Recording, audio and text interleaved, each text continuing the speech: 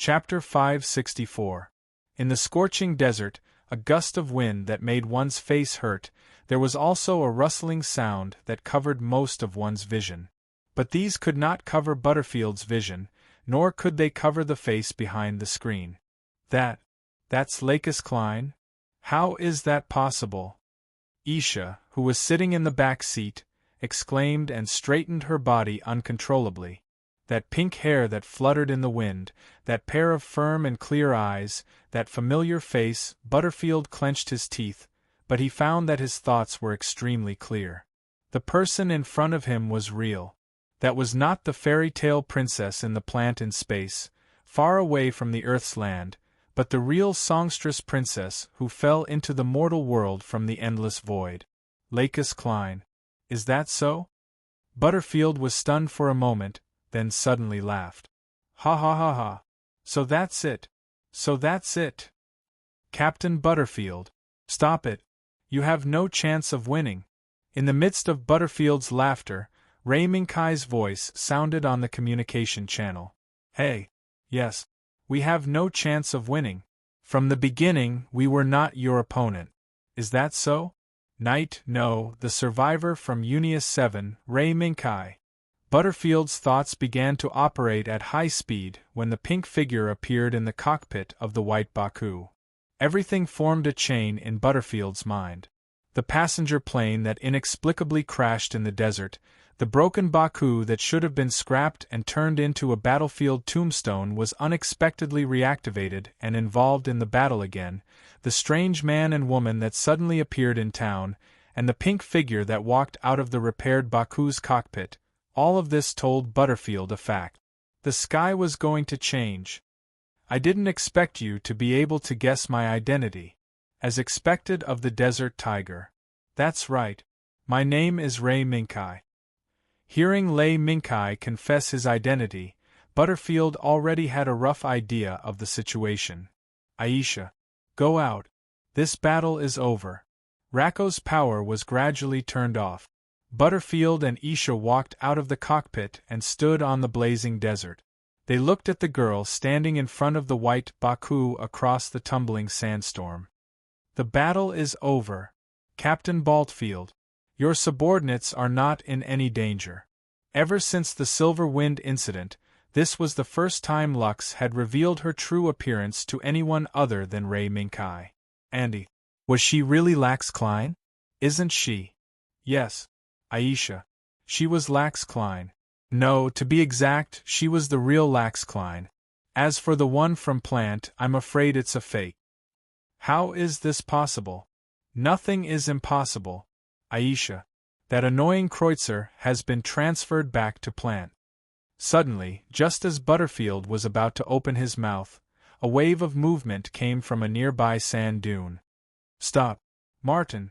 That's not an enemy. On the dune, the red-haired youth with a pale face and bloodstains on his forehead struggled to raise the gun in his hand. He stared intently at the figure standing in front of the white Baku with his eyes that were blurred by captivating red. Then, he pulled the trigger. Bang! The sound of the gunshot immediately suppressed the clamor of the wind. The bullet with a red-haired boy's killing intent swept across the sand dune and went straight for the pink figure. However, the bullet did not hit the target in the next second. Instead, it was blocked by a looming wall. Buzz. Immediately after, just as Butterfield shouted to stop, the bullet that was blocked by the wall turned back and flew toward the sand dune where Martin was at a faster speed than before. Boom! In the blink of an eye, a small bullet shot from Martin's pistol plunged into the sand dune under Martin's feet and set off an explosion that could not be caused by a small pistol bullet. In the huge impact, the sand dune under Martin's feet exploded. Martin, who was standing on top of it, was like a kite with a broken string. After flying high into the air, he fell heavily on another sand dune, letting his body roll down the sand dune. Martin. The whole process of Martin shooting and being blown up only took a short moment. Other than shouting to stop him, Butterfield could only watch him roll down the sand dune. Aisha. Go and check on Martin. This episode was not what Butterfield expected, but it had already happened. Don't worry. It's just some superficial wounds. We controlled the power. Lamenkai's figure emerged from the cockpit of the white Baku and walked to Lux's side. Power? What was that flash of light just now? Is this the power that allowed you to survive the Silver Wind incident? Butterfield looked between Ray Minkai and Lakis, then stared at Ray Minkai and said, "Did you hold back just now?" "Sort of. Against the famous desert tiger, I've already done my best." Ray Minkai nodded and agreed with Butterfield's statement. It was easy to kill the enemy, but in a battle of life and death, it was far more difficult to leave the opponent alive than to kill each other. Butterfield was silent, then shook his head. "Forget it. Then, can you tell me why you are here? And not in plant? We can't go back for the time being. Captain Butterfield, I'm sure you already know what Plant and Zaft have become." Lakis took a step forward and looked directly into Butterfield's eyes. Compared to Ray Minkai, who landed on Earth on the Archangel and could only obtain a small amount of information through official channels, Butterfield, who was inside Zaft and commanded a force, had more convenient and extensive information channels. Butterfield was silent. Indeed. Ever since the Silver Wind incident broke out, although the Klein faction constantly called for restraint and only pursued the real culprit, in the eyes of some people, the actions of the Klein faction, especially the girl who was still in the hospital and had not been discharged from the hospital, were undoubtedly equivalent to fanning the flames. Who is she? I don't know. The only thing I know is that, after the Silver Wind incident, she has become me. Captain Butterfield, I hope you can trust me on this. Trust you? You're really making things difficult for me. After Butterfield let out a self-deprecating laugh, he looked at Ray Minkai. Your Highness, the reason we can stand here and chat now is because your Knight Protector showed mercy. It's not because of my doubts about her, Lakis Klein. Then, Butterfield, you can go and verify it. Prove who is the real Lakis Klein between me and her.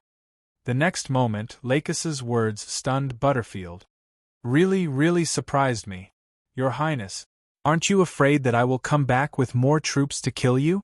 You can try, Captain Butterfield, but next time I won't show mercy. The one who responded to Butterfield was Ray Minkai. Using the power that bounced Martin's bullet back? The power that could scatter Baku in one hit? That's just one of the many methods, Ray Minkai said frankly. One of the many? Butterfield muttered. It seems that not only have we been underestimated, we have even been reduced to a group of soldiers not worth mentioning.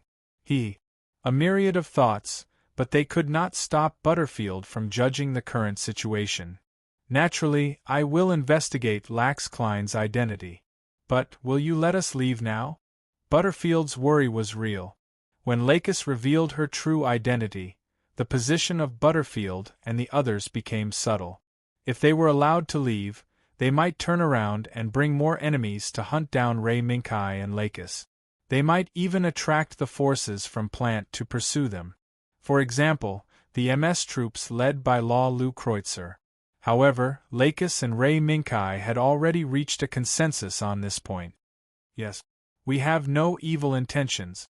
This battle is just for the sake of having a conversation with you, Captain Butterfield. For this reason, other than the damage to Baku, we did not harm your lives. Lakis' words made Butterfield shrug his shoulders. This is difficult, Knight. This battle is not just a civil war between Baku. I'm afraid you have already sent Dawn Desert to my base before this, right? Indeed. But, Captain Butterfield, didn't you already expect this? Butterfield glanced at Ray Minkai, who had also seen through his actions, and coldly snorted. Likewise, smoke constantly rose from the off-road vehicle. The sound waves set off by the anti-armor missiles hit the sky above the base, destroying the sentry towers and strongholds built in the various key areas of the base. Quick! Zaft has already lost all of Baku. There is no longer any force that can stop Dawn Desert from reclaiming this city. Quick, quick, quick.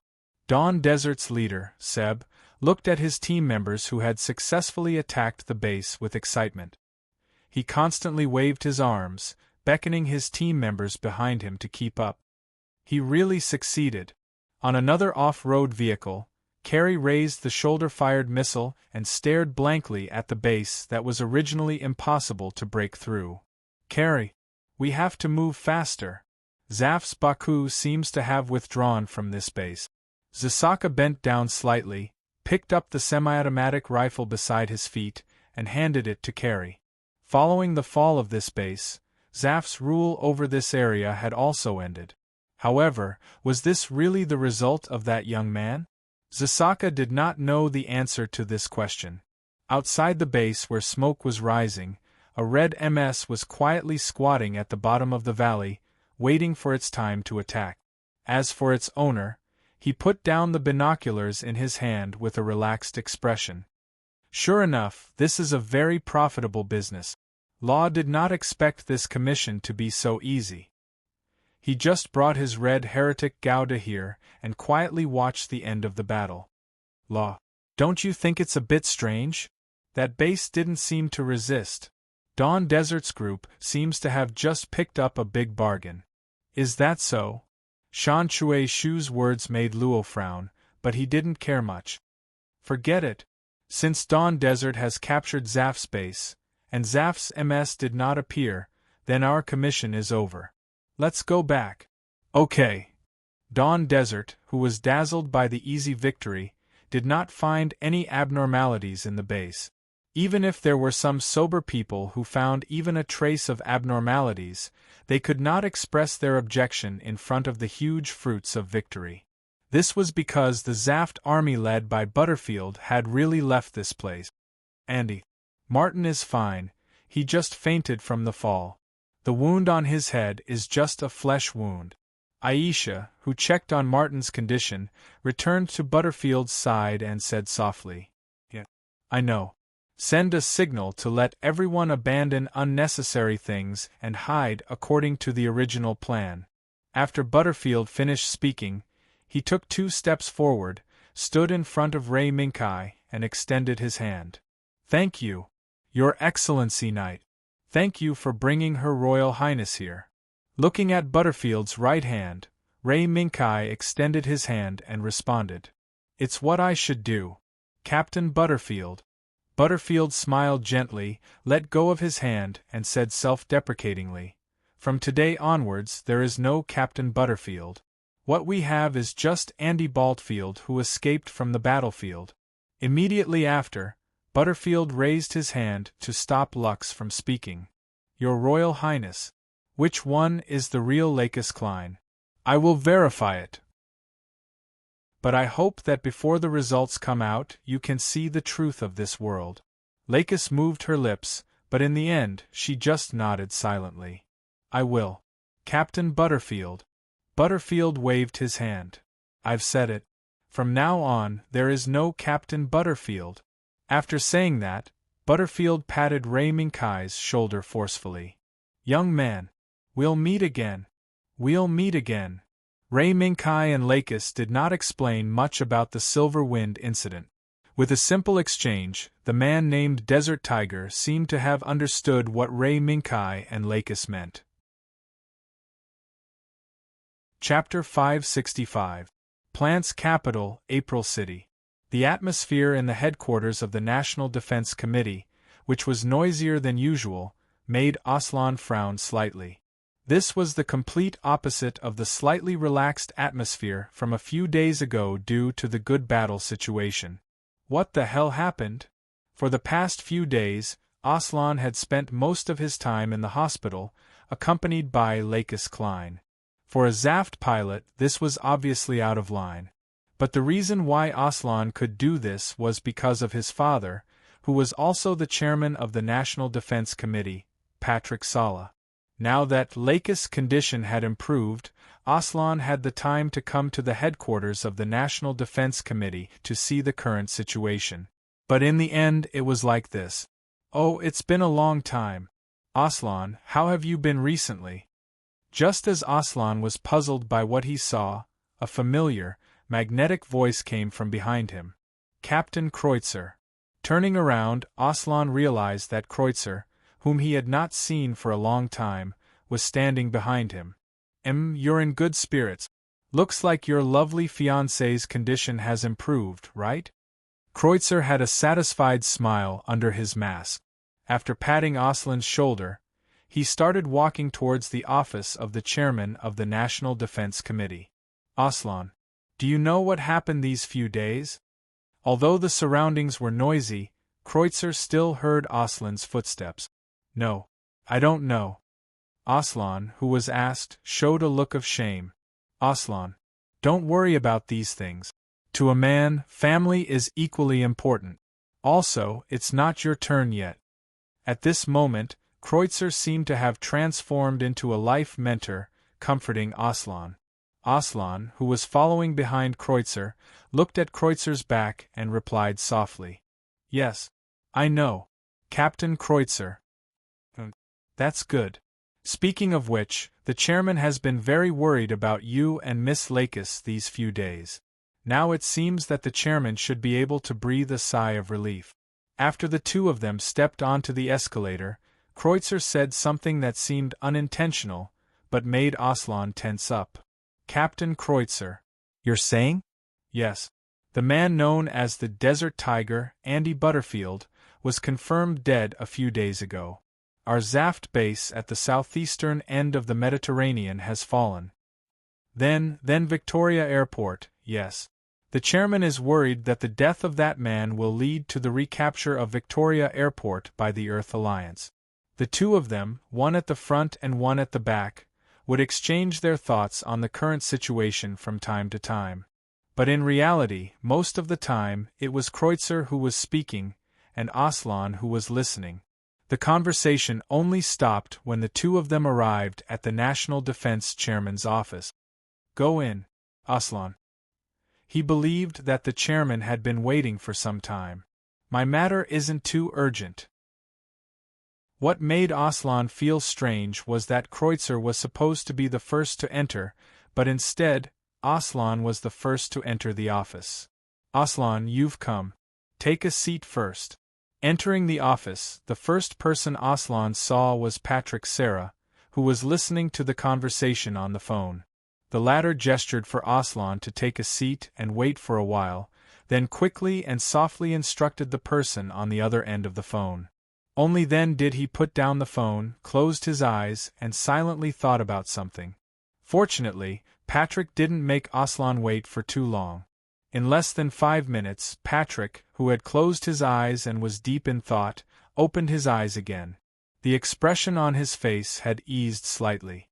Aslan, how's Lux's condition? Aslan immediately stood up and saluted Patrick. Yes. Lux's condition has improved. The doctor also said that she can be discharged in the next 2 days. Yes. Not bad. Aslan, it's just a gathering at Sarah's house now.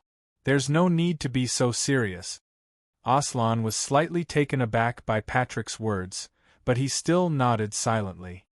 Yes, father. Patrick waved his hand and gestured for Aslan to sit down again. Then, he also left the office desk and sat on the sofa opposite Aslan, looking at him face to face.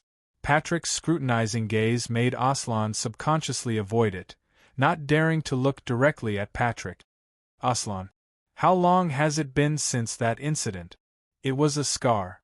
A scar that was placed in front of Sarah and his father, unavoidable, and even affected them until now.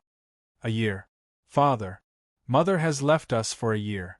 Every time he mentioned his mother, who had died tragically under the joint attack of the earth, Aslan's emotions would fall to the freezing point. Yes, a year. I've been home a few times recently, and I feel that the house is much quieter. Aslan, it's time for you to think about this family.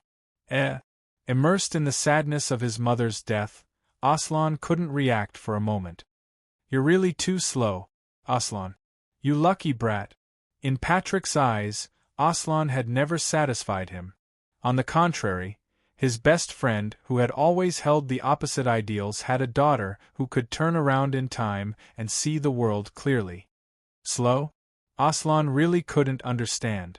Even if the anger in Patrick's eyes grew stronger, Aslan still couldn't figure out what his father was referring to. Forget it. You go back first. Let Kreutzer in. Aslan, who was confused, was finally driven out by Patrick, who hated him for not living up to his expectations. But after all, they were still father and son. The moment Aslan stepped out of the office, Patrick's words floated from afar. Sienna just called, hoping that Lux will stay at our house for a while. You go back and prepare. Aslan froze on the spot, but he didn't have the courage to turn back to the office and ask his father. Congratulations, Aslan. And Kreutzer, who was waiting by the door, naturally heard this. After giving his blessing to Aslan, he walked into Patrick's office, leaving Aslan standing alone at the door. Lucky guy. Enjoy this time to the fullest. Looking back at the earth. In the scorching desert, a group of people were bidding farewell to each other. Guy, can't you let me continue to study for a while? After receiving the commission reward, Law, who was informed by the professor of the recycling house to go to Ob to pick up the new mothership, looked at the white Baku in front of him reluctantly. During this period of time, Law had encountered a tough nut to crack. No matter how hard he racked his brain, he still couldn't find the reason why the white Baku was reactivated. The reality made Law both discouraged and helpless. If this continues, I'm afraid we will miss the time to go to Scandinavia. The death of the desert tiger was undoubtedly a trigger in this area, and even the Victoria Airport thousands of miles away. The two sides that haven't reacted yet will quickly react with the passage of time. At that time, this area will probably once again fall into the battle between the two sides. Ray Minkai rejected Law's unwillingness to give up while looking at Seb, who was guarding the children and saying goodbye to Lux. As soon as their eyes met, Ray Minkai already knew that Seb was already prepared for the possible future. Seb didn't say anything, he just nodded silently as a farewell to Ray Minkai. Hey, one more time, one last time. Is that okay?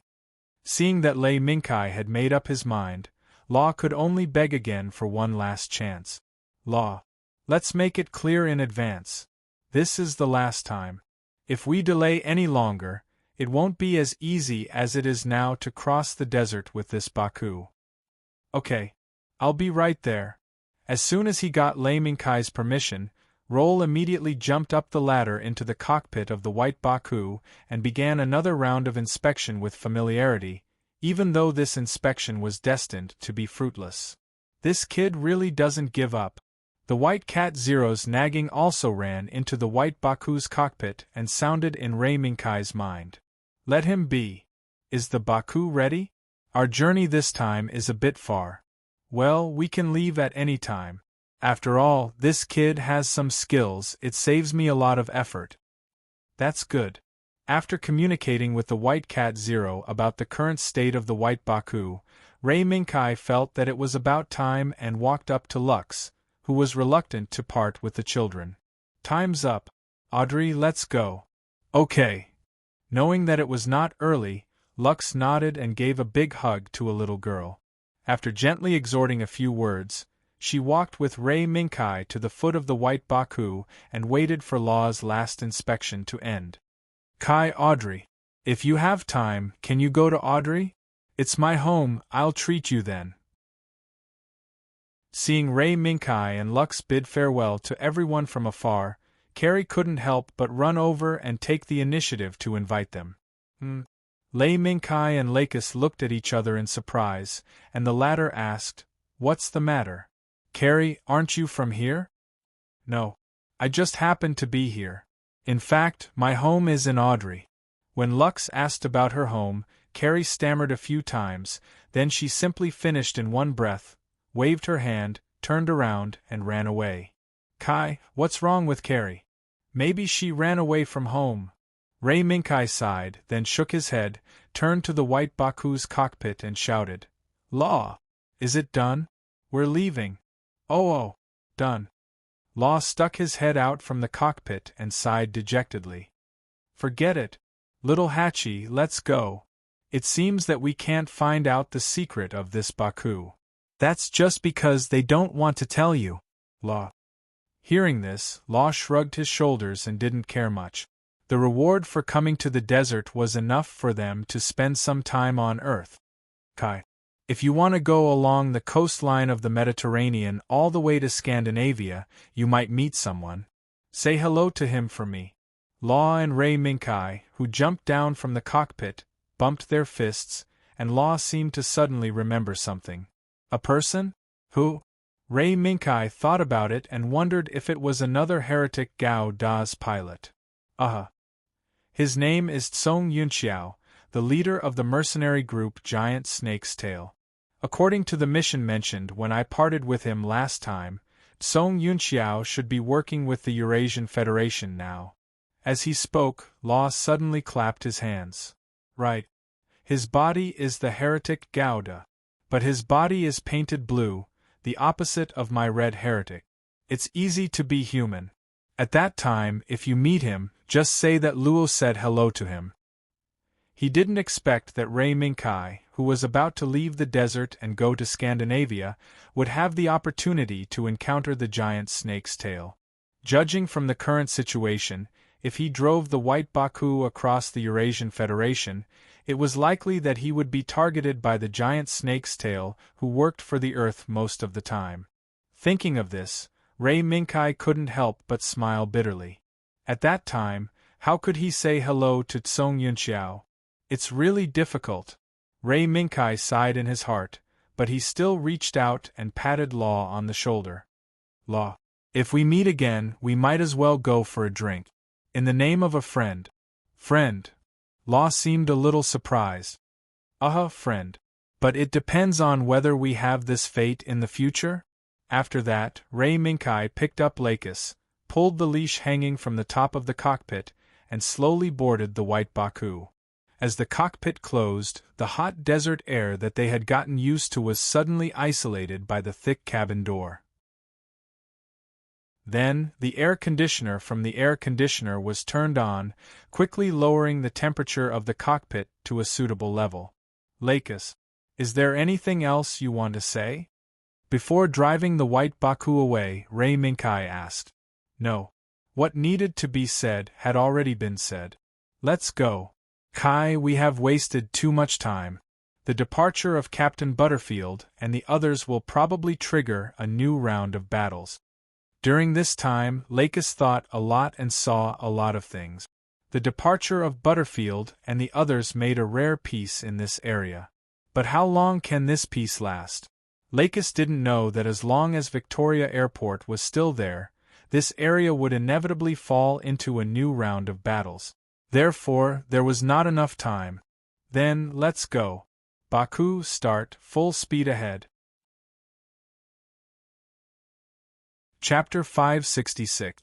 On the mountain range covered by snow all year round, there were posts secretly arranged by the Earth Alliance on the key mountain paths.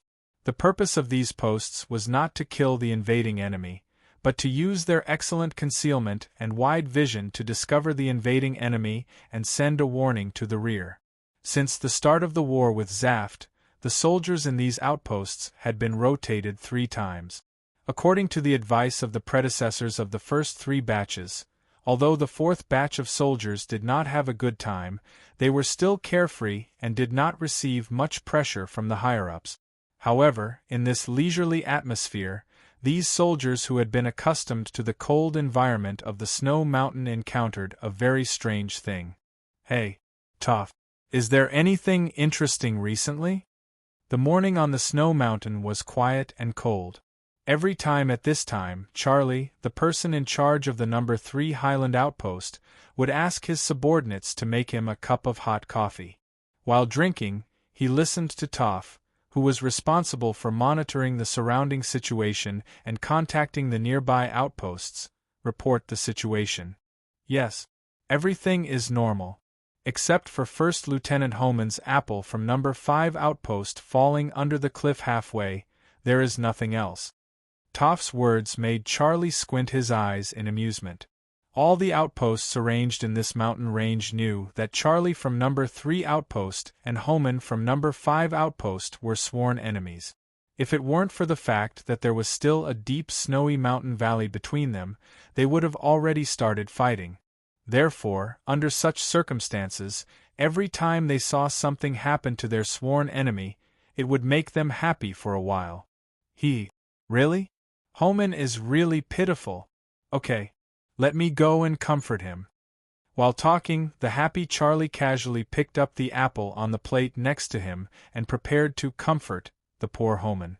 However, before he could connect to number 5 outpost, a sudden communication forcibly connected to the communication channel of number 3 outpost. Caucasian outpost number 3. Please answer if you copy. This is the high acceleration headquarters. Please answer if you copy. Yes. This is Caucasian outpost number 3. Please instruct me. As soon as Charlie received the communication from headquarters, he immediately threw down the apple in his hand, stood at attention with Toph, and saluted the person who appeared on the screen. Outpost 3, Lieutenant Charlie. It was said that several strange incidents had occurred in the Caucasus Mountains in the past few days. 2 of them were in the area near Outpost 3. Did you notice anything unusual? No. When Charlie was about to deny it, he was surprised to find that his subordinate was hesitant to speak. Thus, he hurriedly coughed and swallowed the words he was about to say. He then looked at Toph. Corporal Toph. If there's anything wrong, you can tell me directly. The officer is watching. Yes. Under Charlie's guidance, Toph finally spoke his mind. 3 days ago, Toph, who had once gone out on a patrol mission, was patrolling a nearby ravine with his comrades. He unexpectedly discovered an armored unit that was mostly buried in the snow. Surprised, Toph and the others hurriedly took precautions and split into 2 teams. One stayed on guard, and the other quietly crept over to check the situation. In the end, they discovered that the armored unit buried in the snow was actually an ally. Under this discovery, everyone didn't hesitate and hurriedly picked up the simple tools they carried with them, dug through the thick snow, and rescued all the friendly pilots who still had a trace of breath left. Toph, who was digging through the snow, also saw a scene that surprised him. The entire rear half of the Earth's United Forces tank was flattened, as if it was caused by some kind of beast. This was undoubtedly a lie to Toph, and he immediately threw it to the back of his mind. But when Toph rescued a person from the horribly damaged tank, that person was still able to maintain a certain level of consciousness. But when he saw Toph, he suddenly grabbed Toph's arm tightly. His face was filled with fear, and his voice trembled as he shouted loudly. Hurry, hurry. Hurry and run. It's coming. Hurry and run. Children. Snow Mountain Ghost is coming. Hurry and run With a panicked expression and a trembling voice, the person who kept repeating the words was scared out of his wits. Suddenly, he let out a shrill scream and fainted. Even when the rescue team rushed over and took him and the other dying allies away, he still didn't wake up. Immediately after, Toph and the others who were preparing to pack up and return to the 3rd outpost were stopped by an officer who warned them not to spread what they saw, heard, and encountered. Later on, Toph once again saw the officer who warned them to keep it a secret through a communication from headquarters. Only then did Toph decide to speak about this matter that should be kept a secret. So it's you. Then, the matter is clear. Lieutenant Charlie, Corporal Toph. From tomorrow onwards, the outposts in this mountain area will be temporarily taken over by a certain unit. When the time comes, you have to cooperate with the work of this unit. No mistakes are allowed. Yes. Understood. After the communication ended, Charlie and Toph looked at each other, but they didn't know what to say. There was only one question left in their minds. What exactly is this Snow Mountain Ghost? Why does headquarters have to go through so much trouble? At this moment, in the north of the Caucasus Mountains, in the slightly gentler terrain, a unit formed with the support of blue Persian chrysanthemum was slowly taking their first step. The heavy door was slowly opened, allowing the cold wind to blow into the Naku where the heavy transport vehicles were parked. In the snowstorm that blew into the Naku, people wearing safety helmets, thick windproof coats, and thick gloves were standing at the door while waving red light sticks. They commanded the heavy transport vehicles to drive out of the Naku in an orderly manner and toward the assembly point outside. And these commanders standing in the snowstorm were seen by two men standing on the platform above the Naku. One of them was a young man with short brown hair and brown eyes, and the other was a burly man with a buzz cut and a beard. TSK. I didn't expect the Eurasian Federation to be serious this time. The new body that just came off the line was taken out just like that. The burly man looked at the heavy transport vehicles that slowly drove out of the Naku in amazement. Under the canvas that covered the rear half of the heavy transport vehicle was the MS that had recently caused an uproar and affected the situation of this battle. Moreover, it was a new type of MS that the Earth Alliance had independently developed and initially carried out trial production after Xeon and other MS used by ZAF. It's not a big deal. It's just that the Earth Alliance seems to have recently obtained the OS program that allows natural people to smoothly control the MS. Otherwise, the Alliance wouldn't have carried out the first batch of trial production so quickly. The man with brown eyes was undoubtedly the most suitable person to comment on the current situation, because he was a pilot who already owned the new MS Red Heresy, and he was also the leader of the famous mercenary group, Giant Snake's Tail, Song Yunwei. At the same time, standing next to him and watching the three heavy transport vehicles that slowly drove out of the Naku was the diplomatic and intelligence personnel of Giant Snake's Tail, Lee de Weiler. That's true. But the Alliance seems to have expected this a long time ago. Look over there. Lee de Weiler moved his gaze and looked at the innermost part of the Naku, then he sighed silently. I didn't expect the Alliance's big shot to bring out those dolls. Song Yunwei followed his partner's gaze and looked over. The moment he touched the dolls mentioned by Lee de Weiler, a cold light and struggle appeared in his eyes. Dolls used for human enhancement experiments? When Song Yunwei's cold snort sounded, Lee de Weiler suddenly felt bad. He knew that those dolls had touched Song Yunwei's bottom line. That's right. Yunwei, the general here seems to want to see us. Let's go. You know, the Snow Mountain ghost that has been making a lot of noise recently is a moving bounty. The Snow Mountain ghost. No one knew where it came from. No one knew where it went. The only thing they knew was that on a certain morning or night, an armored unit that had completed their training mission was ambushed on a mountain slope south of the Caucasus. The entire unit was annihilated. During the rescue of the survivors, the strange testimonies of the survivors left the Caucasus headquarters puzzled. After a few similar incidents, the Caucasus headquarters decided to use the newly formed unit and the highly paid mercenary group, Serpent's Tail, to search the entire Caucasus region. They wanted to uncover the true identity of the Snow Mountain ghost. Otherwise, the Eurasian Federation would not have been able to conquer the Sahara Desert and Victoria Airport in such a short time due to the unknown Snow Mountain spirit. Snow Mountain ghost? Song Yunwei looked at the snow outside the window and ignored Lee de Weiler, who was in a bargaining situation with the commander of the base. Song Yunwei wasn't the only one who was looking at the Snow Mountain. A silver-haired youth was standing behind a heavy-duty vehicle, using it to shelter himself from the wind and snow. However, he didn't have the warm environment that Song Yunwei was in. The only thing that could keep the youth warm was the thick windproof coat on his body. Even so, the youth's gaze was fixed on the depths of the snowstorm, on the faintly discernible mountain range. The next day, after the snowstorm stopped, it was a sunny day.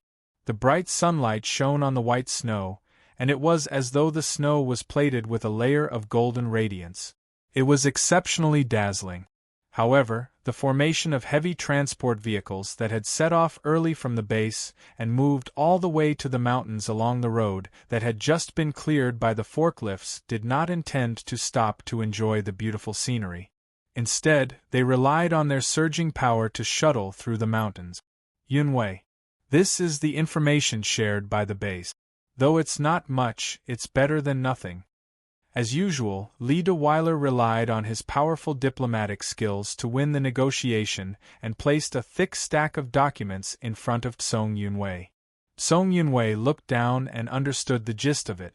Although the information seemed a little thick, in reality, the information that might be valuable was probably only 2 or 3 pieces of paper. The rest was mostly nonsense provided by the soldiers who were scared out of their wit. Snow Mountain Ghost? Song Yunwei's eyes quickly scanned through the document and noticed a suspected key piece of information. Weiler. Do you think this is possible? I'm afraid that even the new model that was captured by Zaft and the satellite fortress that the Eurasian Federation was proud of can't do this. Li Deweiler glanced at the information Song Yunwei handed over and shook his head slightly. Even if the body really came here, its invisibility ability can't be used in snow. I'm afraid that it can't even activate the system in the valley where an avalanche could erupt at any time.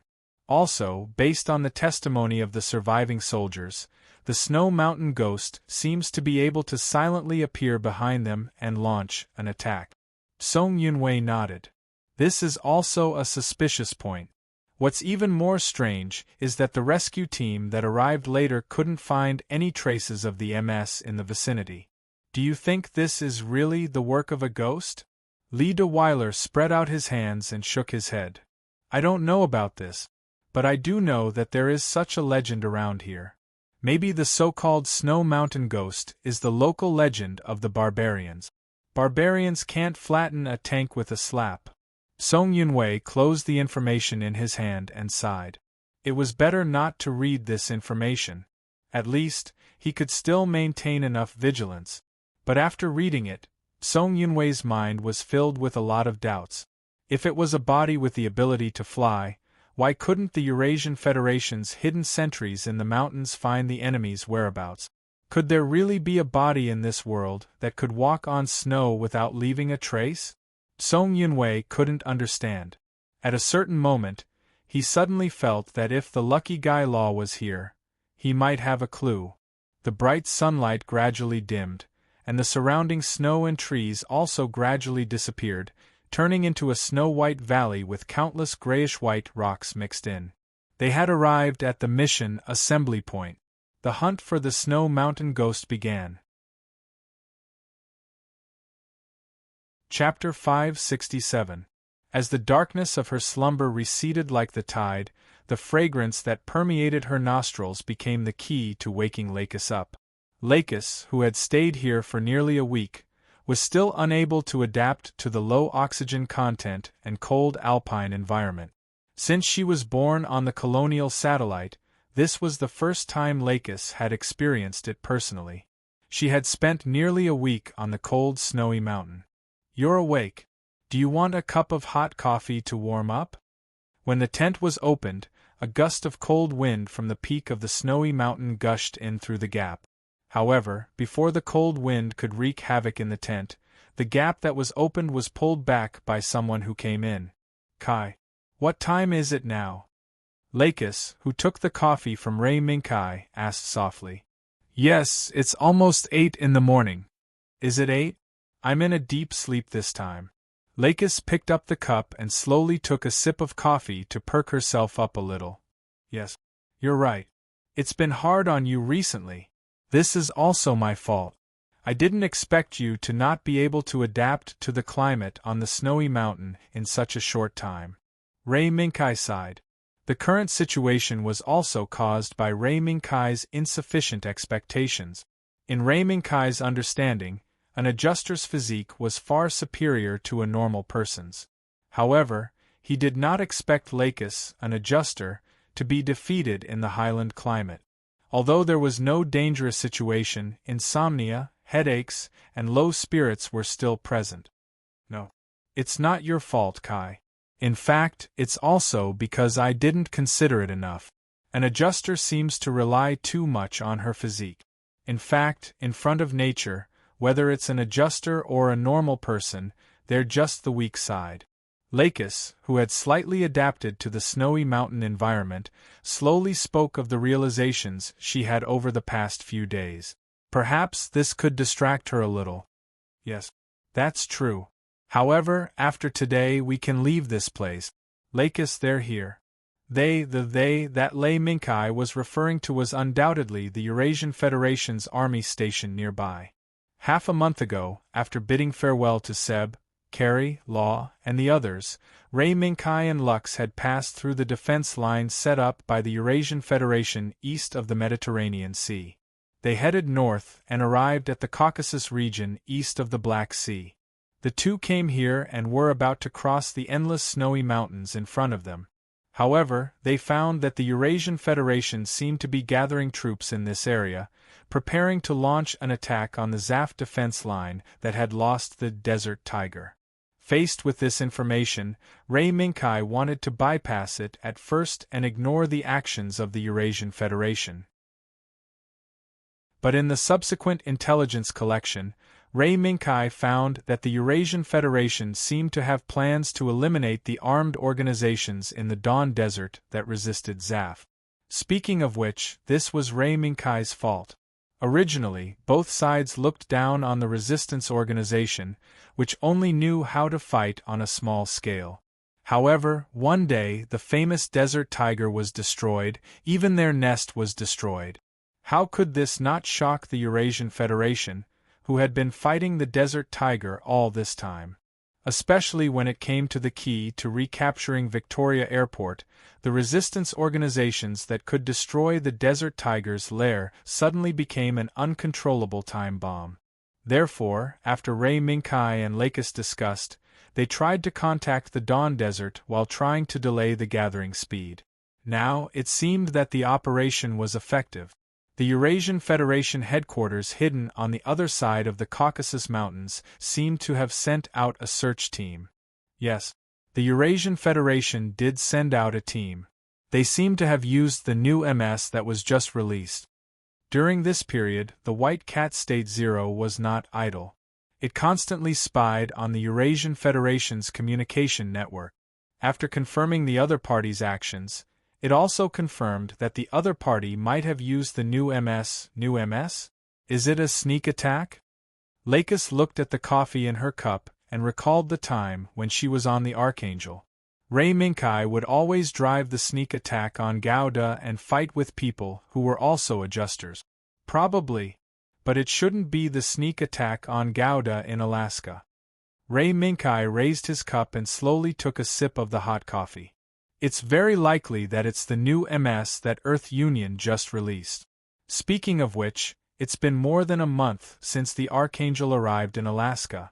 According to the production level of Earth Union, it's very easy to release a small number of new test machines within a month. Lakis's hands holding the cup tightened slightly, and her expression became solemn. She knew that as Earth Union's new MS came off the production line one after another, it also meant that this war would enter the next stage, a more cruel and intense stage. Kai, after we settle the matter here, let's speed up. I'm vaguely worried that something unexpected will happen at plant. Okay. Then, let's clean up. The low rumble of the engine gradually reverberated in the valley. The soldiers walking on both sides of the mountain road looked at the hillsides on both sides with fear and trepidation. They were constantly paying attention to the hillside. The thick layer of snow might have any abnormal movements that could bury everyone in this valley. The shock and despair brought by the armored team that was buried by the sudden avalanche yesterday was still vivid in their minds. I didn't expect this mission to be so difficult. I should have asked for a higher price. With both hands on the steering wheel, Lee de Weiler regretted that he was not ruthless enough when bargaining. Pay attention to the situation first. If the so-called Snow Mountain Ghost really exists, it may be observing us in the dark. Song Yunxiao's eyes hidden behind his brown glasses observed the hillsides covered by thick snow on both sides. If the enemy attacks at this moment, in fact, what Song Yunxiao was worried about did not happen. The search team successfully left the valley that could cause an avalanche at any time. However, before everyone could heave a sigh of relief, a roar like rolling thunder suddenly tore apart the tranquility of the valley, and also tore apart the hope in everyone's hearts. Quick, quick, quick, speed up, leave this place.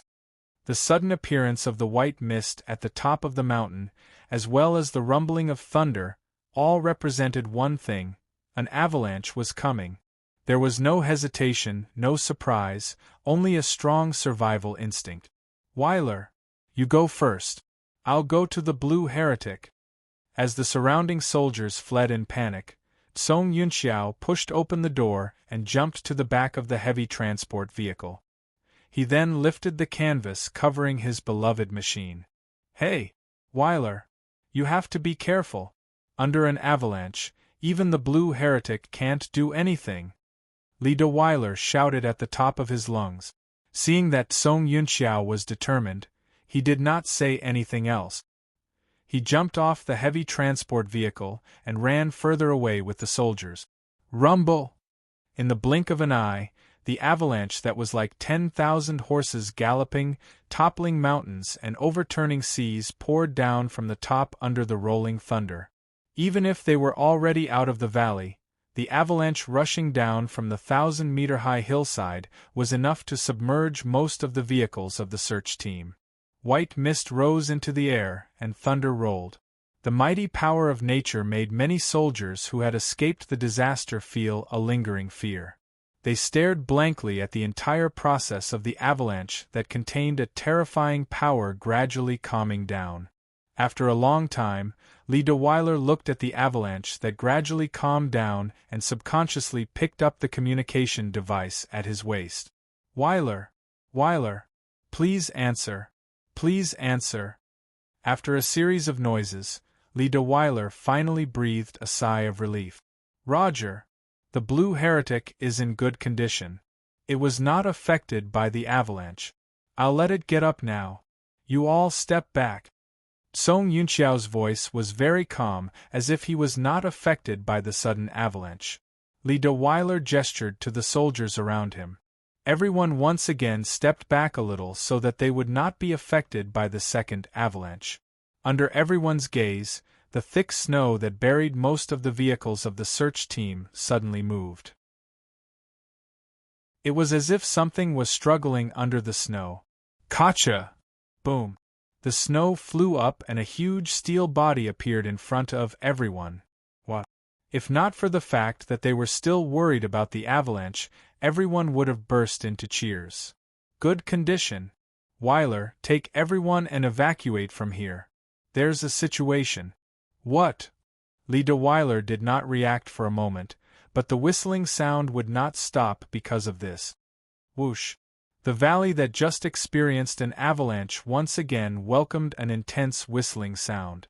It was as if something was moving at a high speed, causing gusts of wind to constantly reverberate in the valley. But no one saw anything in the valley, no one appeared. It's the snow spectre. Just at this moment, a panicked voice suddenly rang out from the soldiers.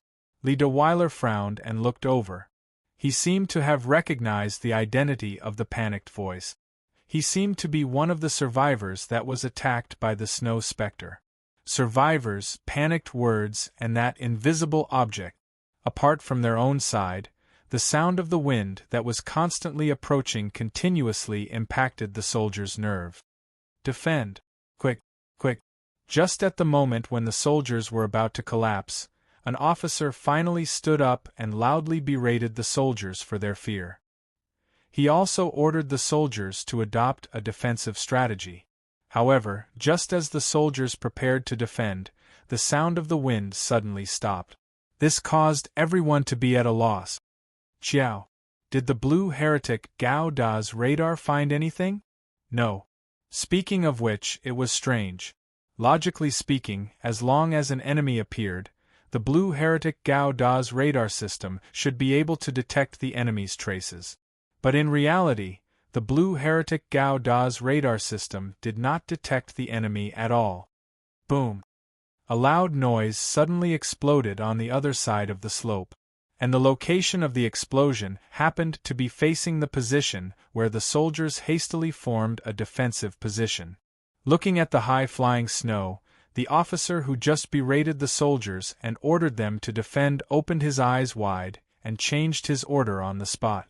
Quick! Retreat! Leave here! The avalanche is coming again! There was no need for the officer to shout. Everyone knew that the second avalanche was coming when they saw the snow that had been blown up and started to roll again. Weiler, you go first. Leave this to me. The Blue Heretic Gao Da stood on the snow and assumed a defensive posture. Song Yunxiao finally saw it clearly. The enemy hidden in the dark was about to come out. Walala! Suddenly, on the other side of the Blue Heretic Gao Da, a huge black figure broke free from the snow and stood in the valley buried by the avalanche with the Blue Heretic Gao Da Phantom Pain Unit, Swain Carl Bayan. May I ask if you are Cert Song Yunxiao of the Giant Serpent's Tail? Earth United's Enhancer. An unfamiliar figure appeared along with the appearance of the black figure. Song Yunxiao sighed slightly before accepting the call. That's right. I'm Song Yunxiao of the Giant Serpent's Tail. Looks like, from now on, only you and I will carry out the mission together. The others have already evacuated due to the avalanche. Is that so? On the screen, there was a silver-haired youth with a youthful face. However, Song Yunxiao did not see even the slightest bit of paranoia or craziness on his face. Those enhancers who were being used for experiments would not have such a calm expression. Then, from now on, please allow me to participate in the crusade against the Snow Mountain Spirit. Cert Song Yunxiao. Song Yunxiao looked at the silver-haired youth in surprise. Is that all right? Although it's a commission, you don't have to listen to my orders. No. It's just to complete the mission. The silver-haired youth's expression was calm, as though he would not be moved by anything. Is that so? Then, let's begin. Song Yunxiao's gaze lifted, as he looked at a certain spot on the slope. The enemy is most likely a mech with stealth abilities. Furthermore, its movements will not leave any traces on the snow. Please pay attention. Understood. Who? At the moment when the Blue Heretic Gao Da joined forces with the black mech, the sound of the wind swept over once more. That's the assault on Gao Da? In the white Baku hidden in the dark, Lakis looked in surprise at the black MS that was standing back to back with the blue Gundam. No, it's not an assault. It should be a derivative of the mech. Ray Minkai shook his head as he added in his heart, is that the Dark Assault? Why did it appear so early? No, it's not the Dark Assault in my memory, it looks more like the prototype of the Dark Assault. Chapter 568. After the avalanche, the dust at the bottom of the valley gradually settled down. But on the hillside where there was still a thin layer of snow on one side, there was a ghost lingering around. The improved ECS system is working well. The other party did not discover Baku's movements. Previously, White Cat Zero had secretly used the existing parts and the accumulated energy of White Cat Zero to modify the new parts of White Baku during the gap of Baku's repair work. Under the operation of the new parts, White Baku had the ECS, optical camouflage, system from the all-metal world. It was precisely because of this that White Baku, who relied on the ECS system all the way to the north, arrived at this continuous mountain range. After several conflicts with the local garrison, White Baku was called the Snow Mountain Ghost by the local garrison. Be careful. The other party will soon discover traces of Baku. Lei Minkai secretly exhorted, then focused on driving the White Baku. In addition to the ECS system that made White Baku disappear in the eyes of the world, White Cat Zero also integrated the Lambda Drive System technology obtained from as into White Baku while modifying the ECS system. Previously in the desert, during the battle with Desert Tiger, the Lambda Drive System was the reason why Baku's electromagnetic cannon attack was reflected and scattered in the blink of an eye.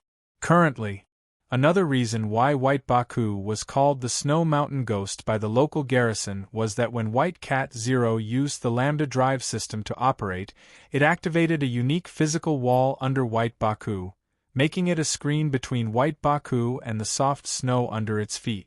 At the same time, it also supported White Baku's weight and provided a fulcrum for White Baku's high-speed movement.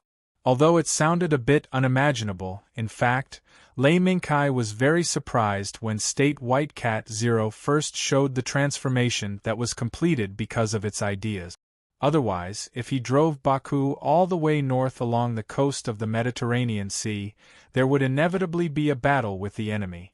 The wind was still whistling back and forth between the hillsides. Back to back, the two MSs stood in the middle of the valley, cautiously and carefully scanning their respective fields of vision, fearing that they would miss any movement that might lead to their destruction. Sure one. Is there a situation? Lan Idwan held a shield in his left hand and a beam rifle in his right. While he was cautiously in a defensive posture, Song Yunxio's question came from the dark cockpit behind him. Nothing. I can only hear the sound of the wind. Sherwin's gaze was a bit dignified. Before Song Yunxio's question, he had switched the radar system several times. In the end, there was no movement of movement. Apart from the sound of the wind, there was nothing else. It seems like our friend is very good at hiding. Song Yunxio's expression changed. The blue alien he was piloting took the initiative to leave the 3-meter radius of the MS. He casually found a rock on the hillside and raised the beam rifle in his hand to fire a shot from afar. One! As the beam's hiss tore through the cold of the valley, the stone that was hit exploded and set off a cloud of dust. At the same time, in the roar of the explosion, the hillside that had experienced 2 avalanches in a short period of time trembled once again. However, not many snowflakes fell. Only white snowflakes were raised, allowing the cold wind in the valley to sweep away. He discovered us? Lan Idwan's attack surprised Lakis. Now, the White Baku was lying on the hillside on the upper right of Lan Idwan and the dark MS. Even if Lan Idwan doubled the number of attacks, he still could not hit the White Baku. No. He's just baiting us to attack. Moreover, he wants to use the explosion caused by the beam to find our position. Ray Mingkai had already guessed Song Yunxio's thoughts when Lan Idwan fired the shot. The ECS system that was improved by the White Cat Type 0 was undoubtedly excellent. However, if the surrounding environment changed too much, the ECS system would reveal flaws no matter how excellent it was. At that time, Lan Idwan and the Dark MS would inevitably launch a fierce attack. It's a good idea, but he's underestimating us too much. White Cat Type 0 snorted. Then, the White Baku's 4 limbs kicked, and like an eagle hunting a rabbit, it fell rapidly from the sky towards the Dark MS. Even though the huge body had the ability to become invisible due to the ECS system, it could not offset the shrill sound of the wind caused by the White Baku's rapid fall. Ho-ho-ho! The moment the shrill sound of the wind was heard, Song Yunxio and Sherwin instinctively piloted their respective mechs to roll forward. The moment they landed and turned over, they controlled the mechs to raise the weapons in their hands and aimed at the original position of the 2 MS. The result shocked Song Yunxio and Sherwin. The shrill sound of the wind just now was real, and there was nothing fake about it. However, when the 2 of them controlled the mechs to turn over and aim at the culprit that caused the shrill sound of the wind, they found that the soft snow in front of them was smooth except for the traces caused by the 2 MS emergency evasive maneuvers. It was as if there was no unknown object trampling on the snow. How can this be? Sherwin was stunned. He couldn't believe what he was seeing. Be careful, Sherwin. The moment Song Yunxio's warning was heard, the dark MS was sent flying by a terrifying force on the spot. It kept rolling on the thick snow, stirring up waves of snow mixed with mud. Buzz. The moment the dark MS was sent flying by an unknown enemy, Lon Edwan fired 3 shots in a row. However, to his surprise, he did not hit anything. He could only land on the soft snow like before, blowing up 3 large pits. Song Yunxiu did not have time to be surprised. His hands did not slow down at all. Lon Edwan quickly moved the muzzle and pointed at the dark MS that was half buried in mud and snow. He fired 3 consecutive shots again. The blazing light beam pierced through the air, brushing past the dark MS's body and hitting the dirty snow. It once again blew up holes in the snow. Nothing. The 3 consecutive shots on a whim just now were caused by Song Yunxiu's instinct. However, in his intuition, the place where there was clearly something became empty the moment the light beam shot out in the next second. This strange change almost made Song Yunxiu believe in the legend of the Snow Mountain Ghost that the soldiers talked about. That was close. This guy's intuition is so sharp. Song Yunxiu's intuition was not wrong. However, the White Cat State Zero's movements were faster. Compared to Song Yunxiu, who existed as a human, the White Cat State Zero, who was a metal life form, was more sensitive to danger. Continue. Ray Minkai, who was familiar with Song Yunxiu's life, was not as surprised as the White Cat State Zero. Instead, he advanced instead of retreating.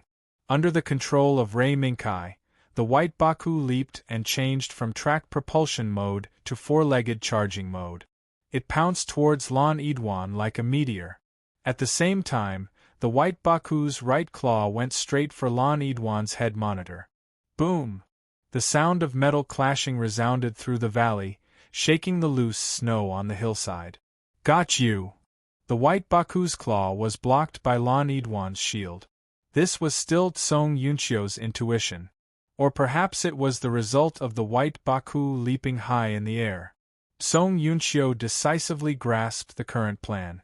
He raised the beam rifle hidden behind Lon Edwan's shield and aimed it at the front of the shield. The direction of the terrifying impact was the 3 consecutive shot. However, it still did not hit anything. The blazing light in Song Yunxiu's eyes grazed the edge of the shield and flew towards the sky. The energy was exhausted and dissipated in mid-air. Boom! Lon Edwan's attack missed, but the White Baku's attack had just begun.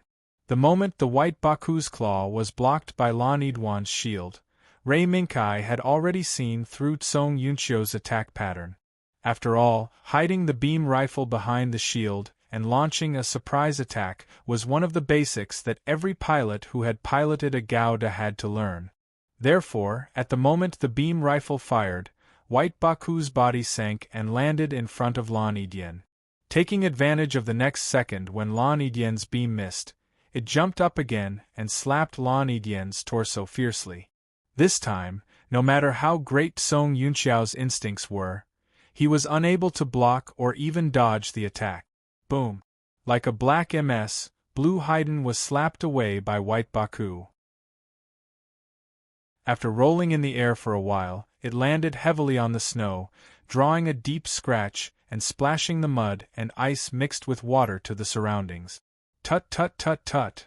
Before White Baku could take advantage of the victory to chase after him, a chain of fire swept past the snow in front of Lon Edwan, leaving behind a crater with white smoke rising from it. It was Ball ****. Ray Minkai was most familiar with this type of attack. Dark Assault. It can actually still move. State 0, your modification is not good enough. If it was the Tusked Lion State 0, this body would probably be paralyzed. Shut up. This is a man-made object made by humans. Don't compare it to us. The resurrection of the Black MS made the White Cat State 0 gnash its teeth in hatred. It originally thought that the attack would be a sure win, but it actually gave the Black MS the strength to continue jumping around. Although it said so, the White Cat State Zero still obediently cooperated with Ray Minkai and let White Baku retreat a distance to prevent the opponent from seeing through the flaws of the ECS system. Of course, if the opponent knew that a large amount of ozone would occur when the ECS system was activated, he would have discovered White Baku's existence long ago. Swain, are you okay? Song Yunxiao shook his head and forced himself to wake up from the shock as soon as possible. Yes, I'm okay. It's just that the damage of Dark Assault has decreased by 30%. It's only 30%. Our luck is not bad. It seems that the enemy's attack has some kind of restriction that we don't know about. Up until now, Song Yunxiao seemed to have discovered some clues. White Baku's attacks were all relying on the powerful camouflage effect of the ECS system to break through and then engage in close combat. The long-range attack that Song Yunxiao expected did not occur. If this was really the Snow Mountain Ghost that the local garrison said, it would not have to be so troublesome. Perhaps it only needed to wave the legendary scythe, and the two of them would be sent to hell. They seemed to have discovered Baku's flaw. The White Cat State Zero's voice was a little surprised, but Ray Minkai was calm. If they still haven't discovered Baku's broken account, then he's not Song Yunxiao. The wind blew again, and White Baku accelerated again. Song Yunxiao's intuition immediately rang the alarm bell. Boom! Pillars of snow rose into the air one after another. The splashing snowflakes drowned the entire valley in just a few breaths, completely blocking the vision of the Blue Heretic and Dark Assault. Swain. Radar switch. Quick. Pooh! As soon as Song Yunxiao's voice fell, the snowflakes that filled the entire valley were torn apart. In the midst of the torn snowflakes, Song Yunxiao's pair of glasses finally caught a shadow that was faintly discernible in the rolling snowflakes. Boom. This was only a matter of a moment. When Song Yunxiao caught sight of the shadow, Dark Assault was once again sent flying. But this time, White Baku did not hold back. Instead, it used all the power it had. A white light flashed, and Dark Assault was knocked into the rolling snowflakes, leaving behind a left arm. This time, the White Cat State Zero was sure that no matter how strong Dark Assault was, he would not be able to wake up in a short time. On Dark Assault's broken arm was White Baku's sharp claws. And in front of White Baku was Blue Heretic's raised muzzle. Caught you! Snow Mountain Ghost. Song Yunxiao looked at the constantly changing shadow on the screen in front of him, and knew that the enemy he was facing had taken the initiative to appear in front of him. In the next second, a stream of light flashed. White Baku? Law asked me to say hello to you. Song Yunxiao. Before Song Yunxiao's surprise was aroused by White Baku, Ray Minkai's words made Song Yunxiao stunned. Law? Paul Jewel from the recycling house? Song Yunxiao could not imagine that the so-called Snow Mountain Ghost was related to Law. Yes, Paul Jewel. This bar was also repaired by Law. Before coming here, Law asked me to say hello to you. When Ray Minkai's explanation sounded, Song Yunxiao knew that his mission this time was probably going to be a failure. Let's not talk about the relationship between Law and the White Baku in front of him, from the beginning to the end, was fighting against Song Yunxiao and Swain in close combat. If it was a real life and death battle, he and Swain would probably die in the hands of the opponent. Chapter 569. The Black Baku stepped on the Black Baku's foot, and its driver claimed to be friends with Law Jewel. All these changes made Song Yunxiao unable to make a more drastic choice, because the other party's strange stealth ability was too terrifying. The Blue Heresy's radar did not respond. It could only be identified carefully by the human eye. It could capture the traces that would disappear in an instant at any time to see through the super stealth system. It had already allowed White Baku to take the initiative in this battle. Evidence. Before Song Yunxiao's voice fell, a signal was sent to Blue Heretic's system. This is a video that Law recorded in advance before going to Ob to avoid a conflict between you and me. Song Yunxio's eyelids twitched. He suddenly had the illusion that his actions were all under the control of the other party. But Song Yunxio didn't hesitate and immediately translated the signal into a video file. Oh, it's already started. Hi. Song Yunxio. Long time no see. I wonder how Blue Heretic Gouda is doing on your side. Oh right. There's a guy called Kai Britannia going all the way north along the Mediterranean Sea to Scandinavia. If you meet him, it's best not to fight him. You'll probably lose miserably. After all, this guy's Baku was personally repaired and modified by me. Looking at Law's gestures in the video, Song Yunxio sighed silently in his heart. It doesn't seem to be that bad, right? I understand. Song Yunxio closed the video and deleted all the data related to the video, then controlled Blue Heretic to turn around and leave. This decisive action made Ray Minkai and Lakis show a hint of surprise. The various scenarios that the two imagined were all shattered by Song Yunxio's action of turning around and running away without a word. Wait. Song Yunxio, you're not taking this guy away? Although they didn't continue to fight, it was a good thing for Ray Minkai. However, what was trampled under the feet of the White Baku was a troublesome matter. That's the Earth United doll. It has nothing to do with me. Song Yunxio's cold voice echoed in the communication channel, but Blue Heretic's back was getting farther and farther away. Doll? Lakis seemed to be a little surprised by this name. Yes. The pilot who is piloting this mech is probably the enhanced human that Earth has been secretly researching. No, it should be said that he is a part of the enhanced human program. Ray Minkai frowned slightly at Song Yunxiang's attitude. This guy ran away quickly, but he left behind an extremely troublesome burden for Ray Minkai. Why don't we kill him? White Cat State Zero suggested. If I wanted to kill him, I wouldn't have asked you to hold back. State Zero, send a message to Song Yunjiao. In the next second, the image of the white cat rolling its eyes appeared in Ray Minkai's mind. Do you think that guy will accept your request? Better safe than sorry. Isn't that so? The white cat's doubts did not make Ray Minkai cancel his plan. Then let me see what you can do by being prepared. On the other side, State White Cat Zero sent a message to Lan Yidwan, who was already far away. On the other side, Lei Minkai attempted to open the cockpit of Dark Assault. Kai, you want to save the pilot of the Dark Assault? For some reason, the doll that Song Yunjiao mentioned made Lakis feel a little amused. Just taking a look. Ray Minkai did not voice his thoughts. Although this mech was very similar to the Dark Assault in Ray Minkai's memory, Ray Minkai could not guarantee that the one piloting it was the silver-haired young man. Ray Minkai groped the cold armor, and the frost that had condensed on the surface of the armor scattered along with Ray Minkai's movements, forming layers of snow-white ice shards. In an instant, Ray Minkai found the emergency switch that opened the cockpit of the Dark Assault.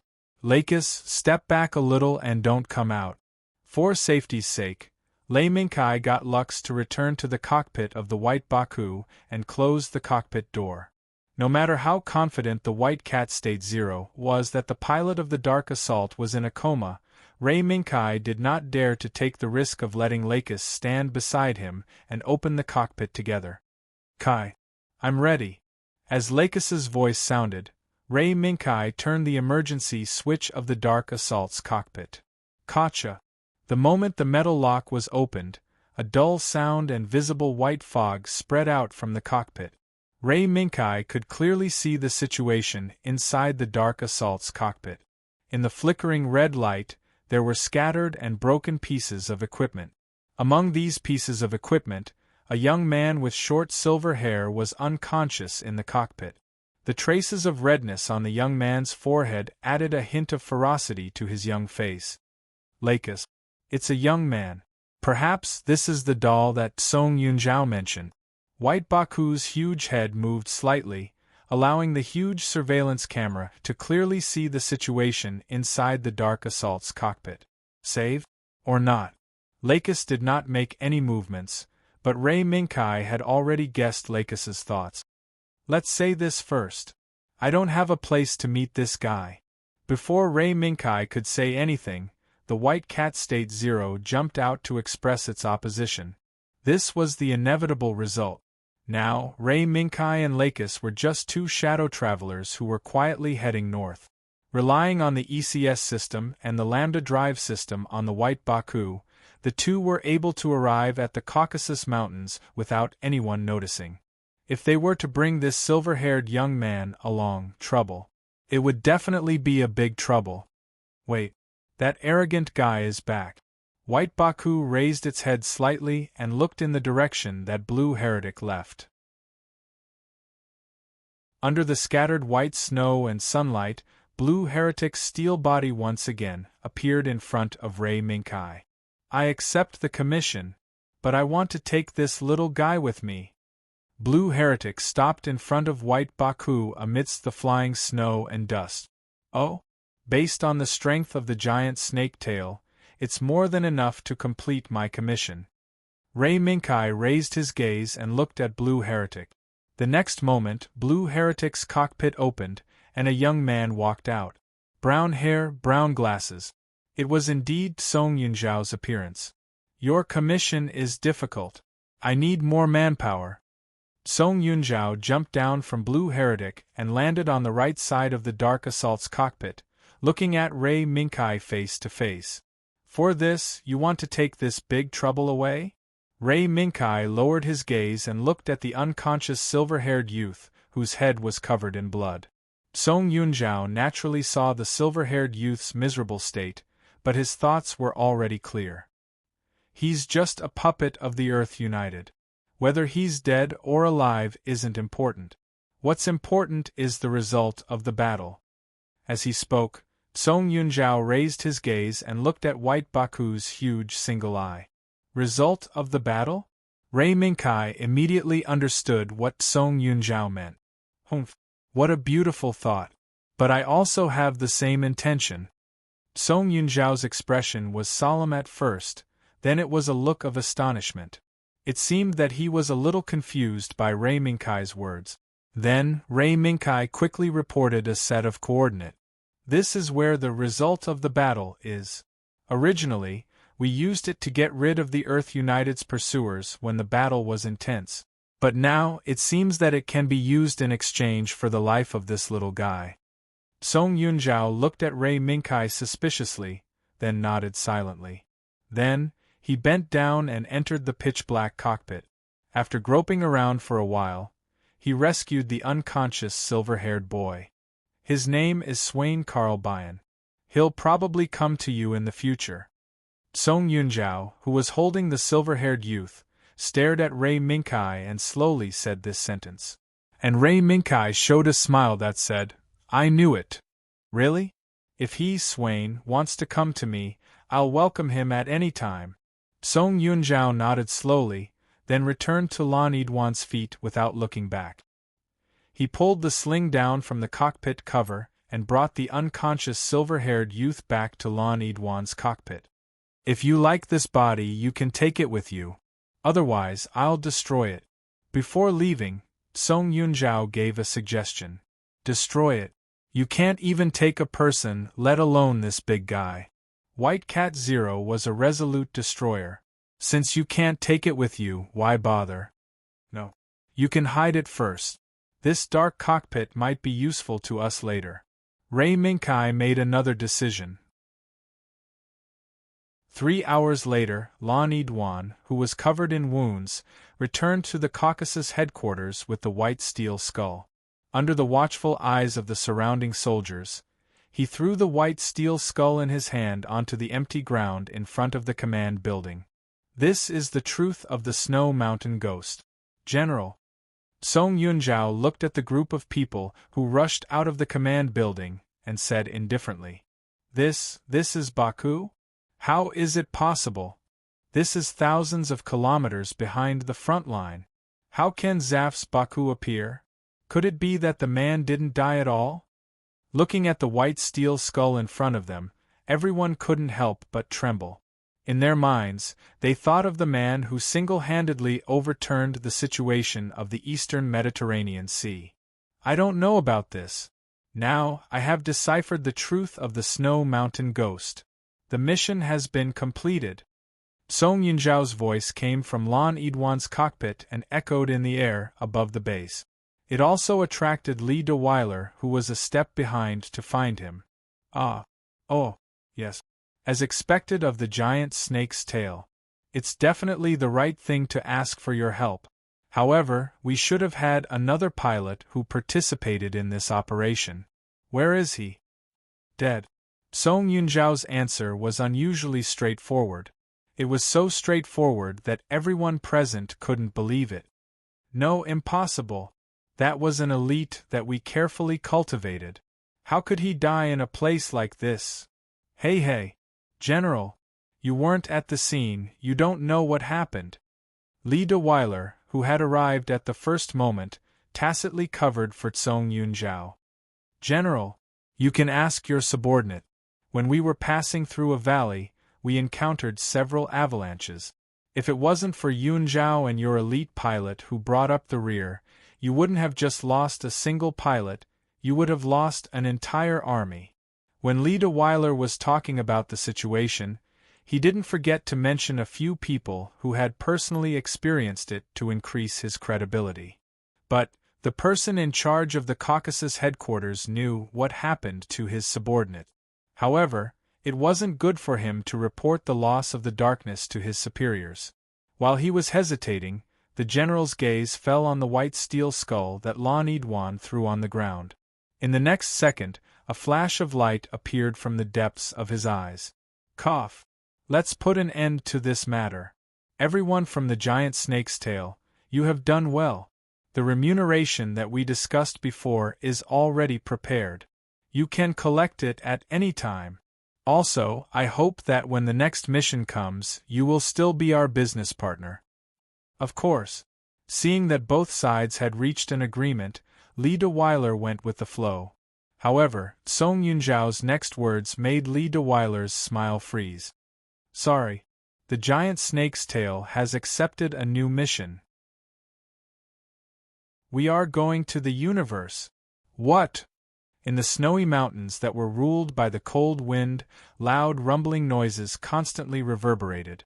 From afar, it sounded as if the snow piled up at the peak of a mountain could no longer bear its own weight.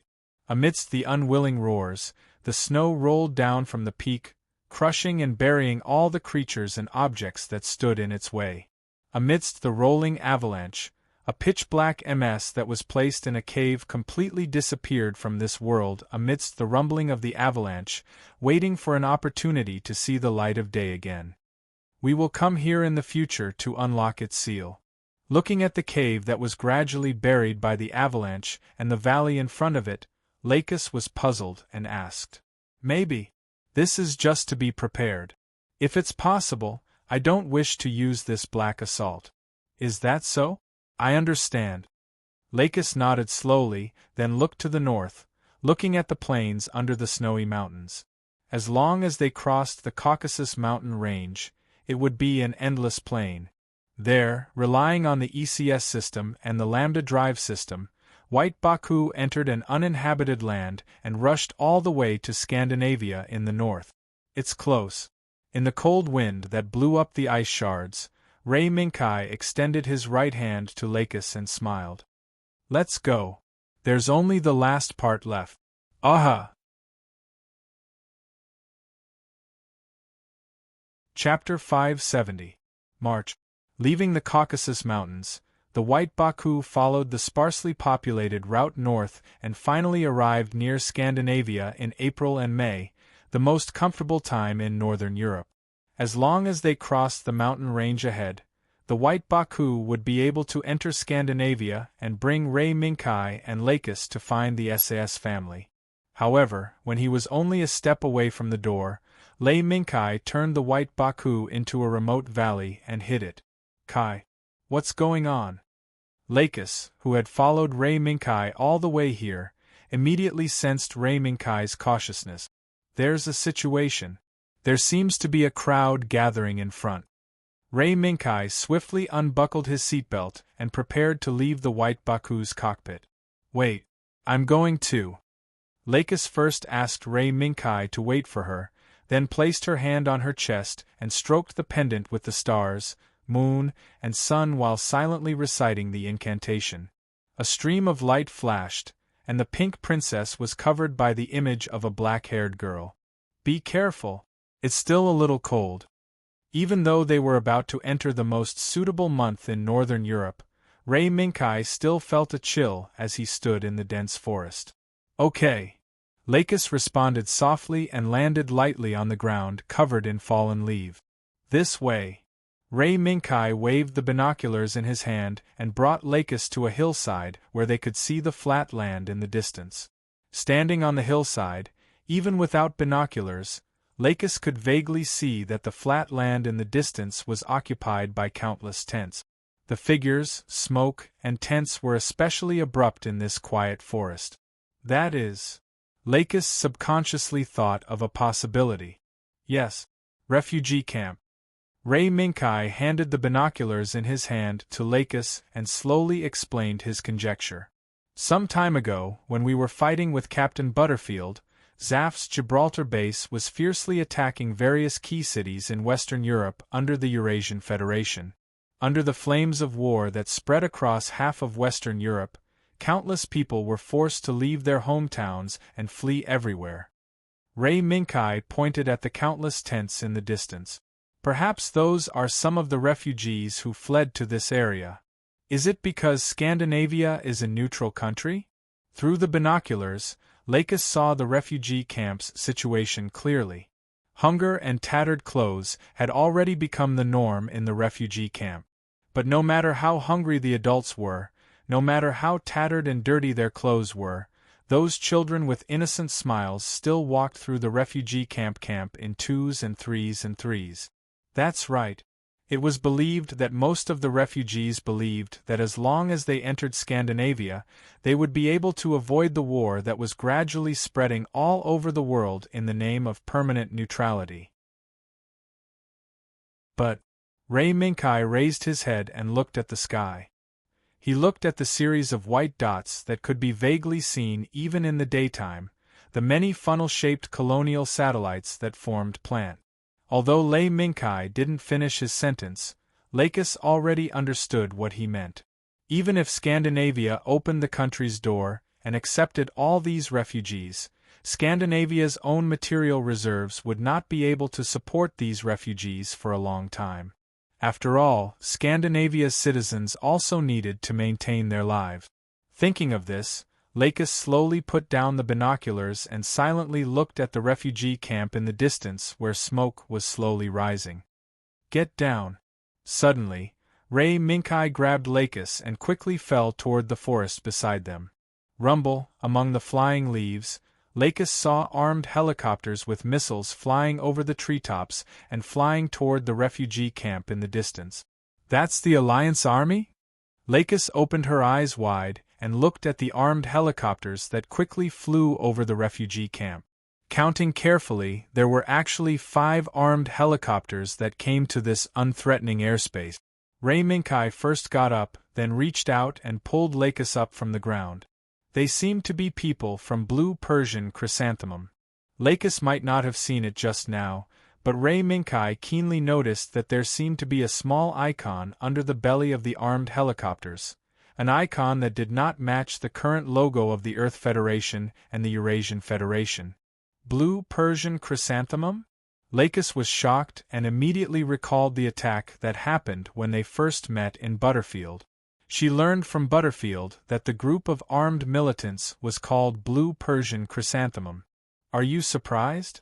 Blue Persian Chrysanthemum is not some crazy armed group, but an extremist organization lurking within the Earth Federation.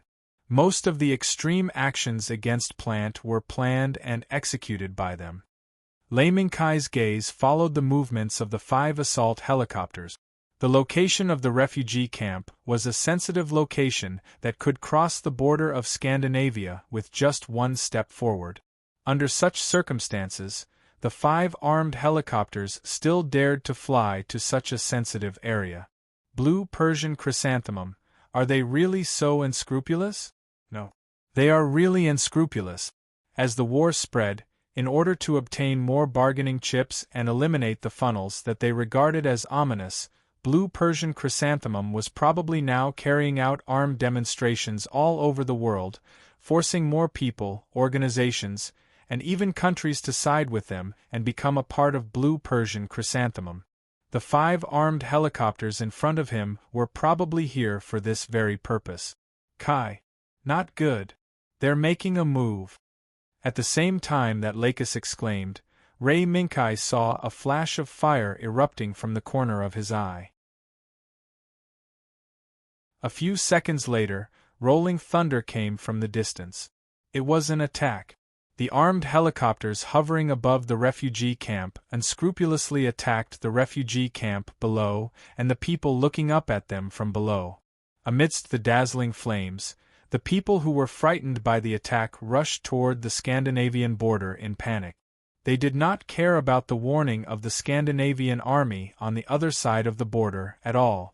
They followed the fear in their hearts and instinctively rushed toward the direction where there might be a chance of survival. Kai. Lakis's voice was a little hoarse, and her hands that held the binoculars tightly turned pale. Let's go. Lakis. Ray Minkai did not hesitate and extended his right hand toward Lakis again. Yes. But Lakis did not take Ray Minkai's hand. Instead, she stepped forward and wrapped her hands around Ray Minkai's neck. This is the fastest way to return to Baku. Ray Minkai was taken aback for a moment, but he still carried Lakis and rushed into the forest in a single stride. In less than a minute, an indistinct shadow rose from the forest and rushed towards the refugee camp that was gradually being engulfed by the sea of fire. The whistling sound of propellers cutting through the air shook the sky above the refugee camp. The waves of fire set off by the explosion also wreaked havoc in the refugee camp. The missiles that whistled through the sky continued to ruthlessly smash into the camp that had not yet been destroyed or ravaged by the flames like meteors. Everything is for the blue and clean sky. Adjuster. Go to hell. In the armed helicopters hovering above the refugee camp, similar shouts constantly sounded. Every time these shouts sounded, there would be a missile and a series of cannon roars. Boom, boom, boom. The continuous explosions engulfed the entire refugee camp, and the blazing heat wave rushed across the Scandinavian border, making the armed soldiers break out in cold sweat. Moreover, in the rolling heat wave, there were refugees with faces full of panic and scars all over their bodies as they rushed to the Scandinavian border. Damn Earth United! What the hell are they doing? That's a refugee camp. In a slightly closer outpost, the person in charge of this section of the Scandinavian border slammed the phone on the table. When the armed helicopters appeared in the sky just now, he quickly got in touch with the nearby Earth United Army. As a result, the other party only faintly replied that they were only carrying out a mission to strike the enemy's rear forces and sent him away. Lieutenant, let the elderly and children come over first. Just as the person in charge gritted his teeth and kept looking for a way to settle the chaos in front of him, a person who could save the poor lieutenant appeared. Miss Astrid Sass. You're here. The lieutenant didn't expect that the SAS family, who had always been mysterious and only appeared in some important events, would appear in front of him at this moment. Moreover, it was Astrid SAS, who was rumored to be the new head of the SAS family. This is a demonstration. Don't worry about them. We just need to do our job well. Open the border to a limited extent and let the elderly, children, and people with disabilities enter our border first. The others can temporarily move to a place not affected by the war and wait for the next round of border opening. The young woman with long blonde hair and a double moon-shaped hair clip decisively gave an order that made everyone have a backbone. Then, the blonde girl looked at the lieutenant, who didn't have time to breathe a sigh of relief. "Lieutenant, don't let down your guard. Let our air defense position be ready.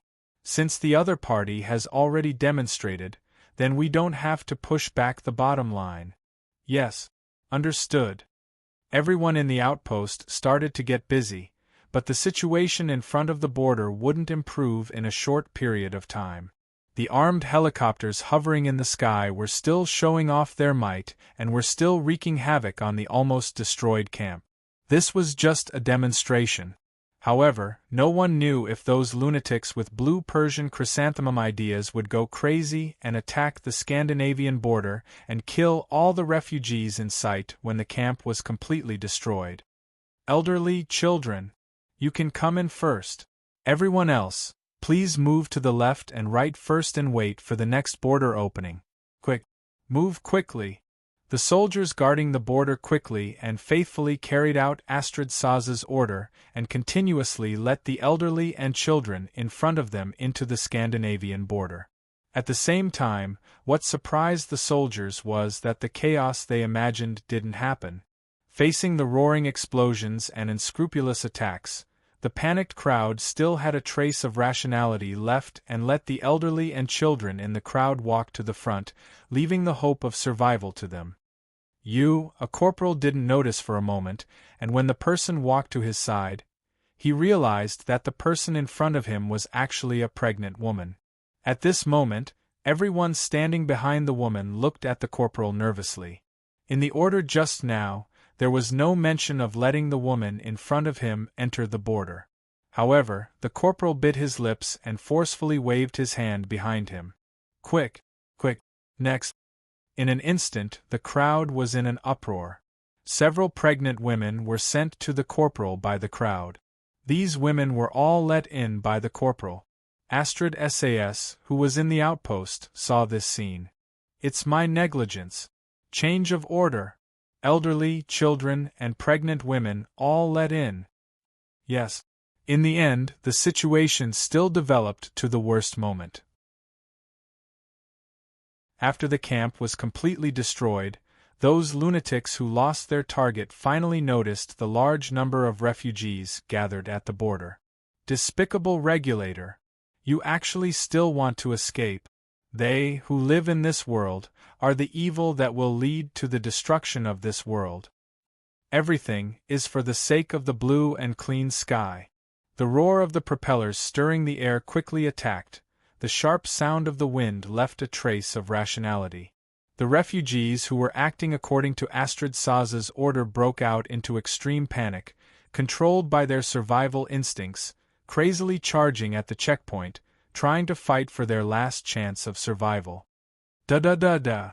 The cannons roared, one explosion after another wantonly swept across the crowd, startling waves of extremely panicked screams. Yes, that's it. Despicable regulators. Go. The moment the crazy military helicopter pilot was still shouting, a black shadow suddenly appeared on the right without any warning. Boom. In the blink of an eye, the black shadow flashed by. The military helicopter rushing at the front seemed to have been broken by something, exploding in the air. This sudden explosion caused everyone to freeze in place. Who is it? Who is attacking without permission? Astrid Sas opened her eyes wide. No. It's not one of us. It's someone else. The first lieutenant, who was also surprised by the attack of unknown origin, immediately reacted and responded loudly to Astrid Sas. Not one of us? Then who is it? In the air, a white light flashed, another military helicopter exploded in the air. This made the remaining 3 military helicopters retreat in panic, quickly leaving the top of the refugees and returning to the top of the destroyed camp. Beg. Ask for help. Ask for help. Before the signal for help could be sent out, it was already intercepted by noises. There was no possibility of them being able to contact the base behind them. 1. A black shadow jumped up high from the sea of fire below, As if Mount Tai was pressing down, it smacked the military helicopter that was trying to send out a signal for help into the sea of fire below. Boom! The violent explosion caused by the military helicopter that was asking for help tore a hole in the sea of fire. There was no hesitation. After witnessing their 3 military helicopters being inexplicably destroyed, the remaining 2 military helicopters immediately turned around and sped up to escape. However, the moment they turned around and ran, they saw the appearance of the real culprit. The white Baku became the last seen before they fell into the eternal hell of the Yellow Springs. Chapter 571. The scorched land was scattered with flames that were still burning.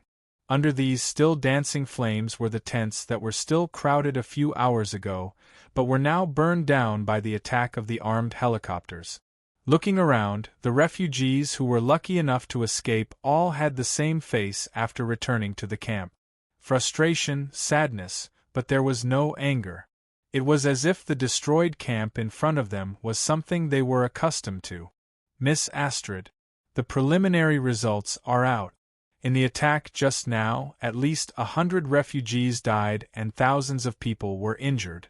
More than 70% of them were seriously injured. Do your best to treat them. Save as many as you can. Astrid Sachs was not surprised by the preliminary result.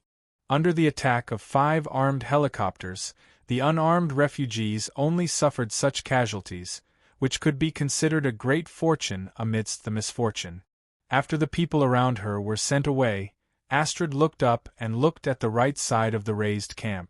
There, an MS Baku, which was mainly white and had a golden edge, was standing there, quietly guarding the refugees who were looking for possible surviving supplies in the ruins like a guardian. Under the protection of this pure white MS, the panic on the refugees' faces gradually subsided, leaving only hope for survival. After the end of the battle just now, news came from the Scandinavian capital that they were organizing people to come to the border to accommodate the refugees. Before the new people arrived, Scandinavia allowed the refugees to temporarily enter Scandinavia's territory and resettle them while waiting for new arrangements. However, on the ruins, there were still 2 somewhat troublesome existences. The pilot of the White Baku, who piloted the 5 helicopters that were destroyed, stood next to the ruins and looked at the refugees who were rummaging through the ruins. Are they also adjusters? Under the White Baku, the black-haired girl couldn't bear to look at the refugees who rummaged through the ruins for a long time, but they were pleasantly surprised to see the charred objects. After screaming a few times, they turned around and ran to the temporary shelter in Scandinavia. Most likely. If that wasn't the case, those lunatics wouldn't have come here and started a massacre for no reason. The man standing beside the black-haired girl nodded slightly. Although the battle just now was short, the White Cat State Zero had already cracked the communication channel between the armed helicopters and played their conversation to Ray Minkai and Lakis. Blue Persian chrysanthemum. The black-haired girl fell silent. Now that the war between the Earth Union and Plant was gradually heating up, the extremist Blue Persian chrysanthemum was taking advantage of this opportunity to expand wildly. Perhaps in the near future, the people of Plant and the soldiers of Zaft would have to face these crazy people. Sister, big brother, this is for you. Suddenly, a series of footsteps were heard, and a young face with a hint of baby fat appeared in front of them. She was a little girl in shabby clothes who looked to be between 5 and 6 years old. There were a few fresh flowers in the little girl's hands, which seemed to have been plucked from the surroundings. Hello. Is this for us? Seeing the little girl walk over with unsteady steps, Lakis immediately squatted down and opened her arms, afraid that the little girl would accidentally fall. This is for big sister, big brother. Mommy said that you are the ones driving this. The little girl who was supported by Lakis laughed happily. When she passed the flowers in her hands to Lakis, she tilted her head and looked at the white Baku behind Lakis, as if she didn't know what Baku was called. Its name is Baku. Ray Minkai raised his gaze and looked not far ahead, where a man and woman were standing. Although their faces were pale, overall, they were slightly better than the other refugees. When the man and woman saw Ray Minkai looking at them, they bowed to Ray Minkai in unison. They must be the parents who asked the little girl to send flowers to thank them. Weiwei, your parents are still waiting for you. Go back quickly. If you are late, you won't be able to eat a hot dinner. At this time, a cold female voice sounded, attracting the attention of Lakis and the little girl. It's Sister Astrid. You are here. The little girl seemed to recognize the woman standing not far to the left of the white Baku and immediately opened her mouth to shout. It's me. Weiwei, quickly go back and eat. I still have some things to discuss with this big sister and big brother. What caught Lei Minkai's attention wasn't the soft blonde hair, but the pair of moon-shaped hair clips in the middle of the blonde hair. Ray Minkai had seen something similar to the double moon-shaped hair clip in Lakis's pink hair not long ago. No, it should be said that he had just seen it. Evidently, Lakis had also noticed the double moon-shaped hair clip in the blonde girl's hair. Your name is Weiwei? It's a very nice name. Alright. Go back to your parents, big sister still has some things to do. Lakis coaxed the little girl away, watched her return to her parents, and then turned to look at the blonde girl standing 3 meters away. At this moment, Ray Minkai and Lakis were sizing her up, and the other party was sizing them up too.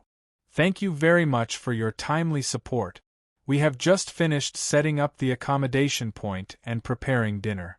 Are you interested in coming with me? Consider it as a thank you for your help. After a while, the blonde girl took the lead in withdrawing her gaze. After seemingly casually glancing at the white Baku, she extended an invitation to Ray Minkai and Lakis.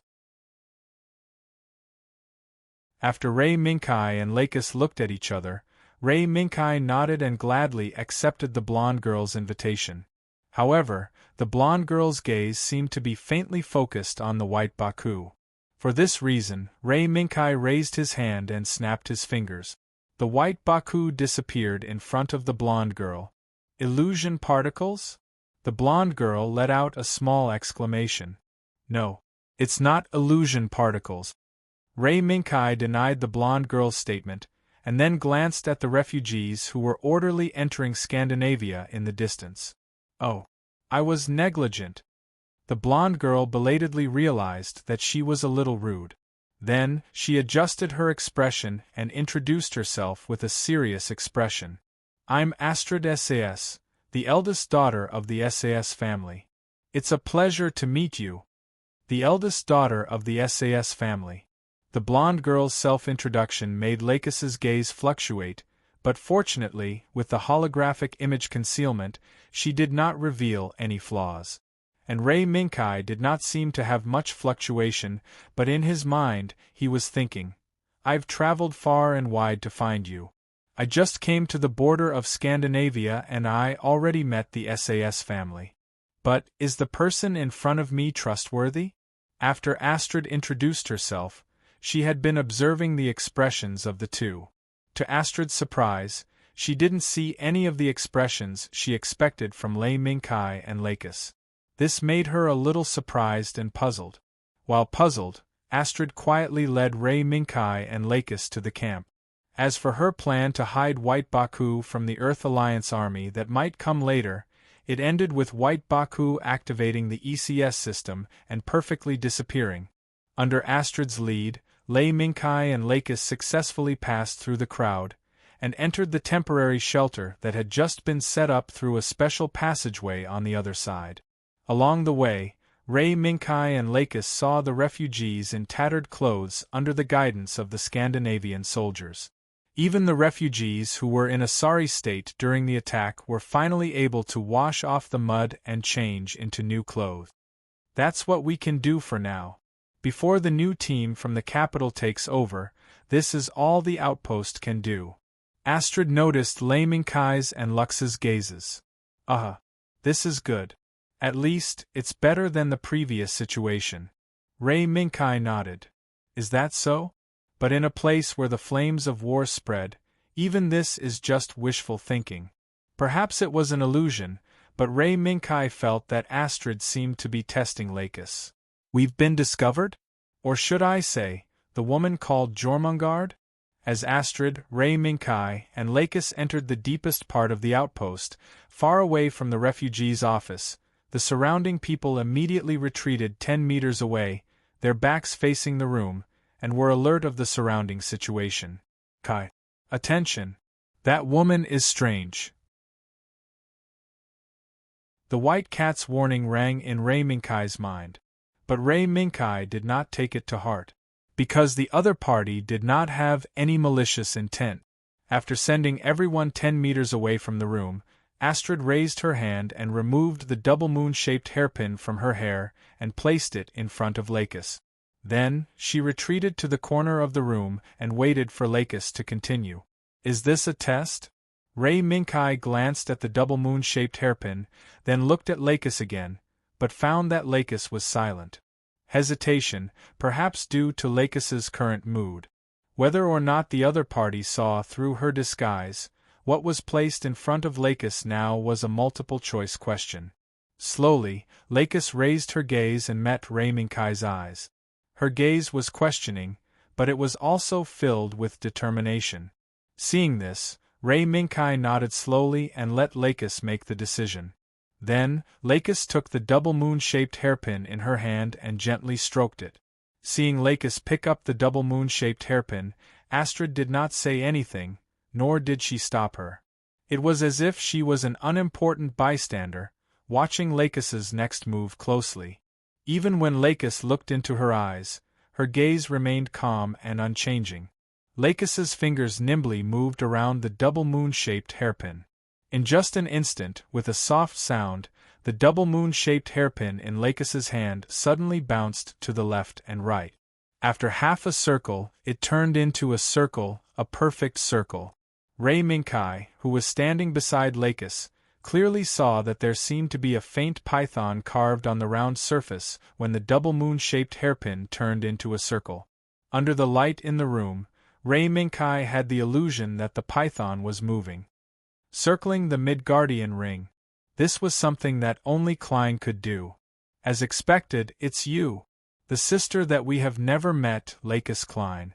When Lakis turned the double moon-shaped hairpin into a circle, Astrid, who had been treating herself as a bystander, finally voiced out her intentions. But for some reason, Ray Minkai vaguely sensed that Astrid had heaved a sigh of relief after Lakis passed the test. Astrid sass. Is this enough? Lakis put the circle hairpin on the table and asked Astrid. Astrid smiled and pointed at the side of her face. No. There's still one more thing to do. Please remove your disguise. This place is already safe. Our sister. After saying that, Astrid looked at Ray Minkai. Please don't be nervous. The princess's night protector. This place is already safe. Otherwise, you wouldn't have come all the way here, right? Ray Minkai secretly communicated with the White Cat, State Zero. After confirming that there were no hostile targets around, he nodded at Lakis. After receiving Ray Minkai's confirmation, Lakis slowly heaved a sigh of relief. She knew that her choice just now was not wrong. Then, it was time for both sides to show their trump cards. In the name of Visser, be liberated. A stream of light flashed and pink hair flew. Lakis Klein's face appeared in front of Astrid's surprised expression. This. Jormungand really didn't lie to me. Lakis Klein, is your disguise really that realistic? As soon as Jormungand's name appeared, the atmosphere in the room seemed to lighten up. Or rather, both sides found a common ground that allowed them to adapt to each other. No. This is something that Kai lent me. Lakis raised her hand and gently touched the pendant in front of her heart and said with a smile. Is that so? It seems that our princess has found a reliable night protector. Astrid looked at Ray Minkai with a faint smile. Before Ray Minkai and Lakis could react, she suddenly revealed a piece of news with a serious expression. Although it's a little late, there's something that Lakis Klein needs to confirm personally. Please speak. According to the investigation results after confirming the existence of Lakis Klein's real body around the circle of Midgard, it seems that there is a mysterious force supporting the actions of the fake. Now we have confirmed that members of this mysterious force are lurking in a small island in the South Pacific. With that said, Astrid SAS looked at Lakis and bowed. Please give the order. According to our family's covenant, when Klein's children appear in Scandinavia, Scandinavia will obey Klein's orders.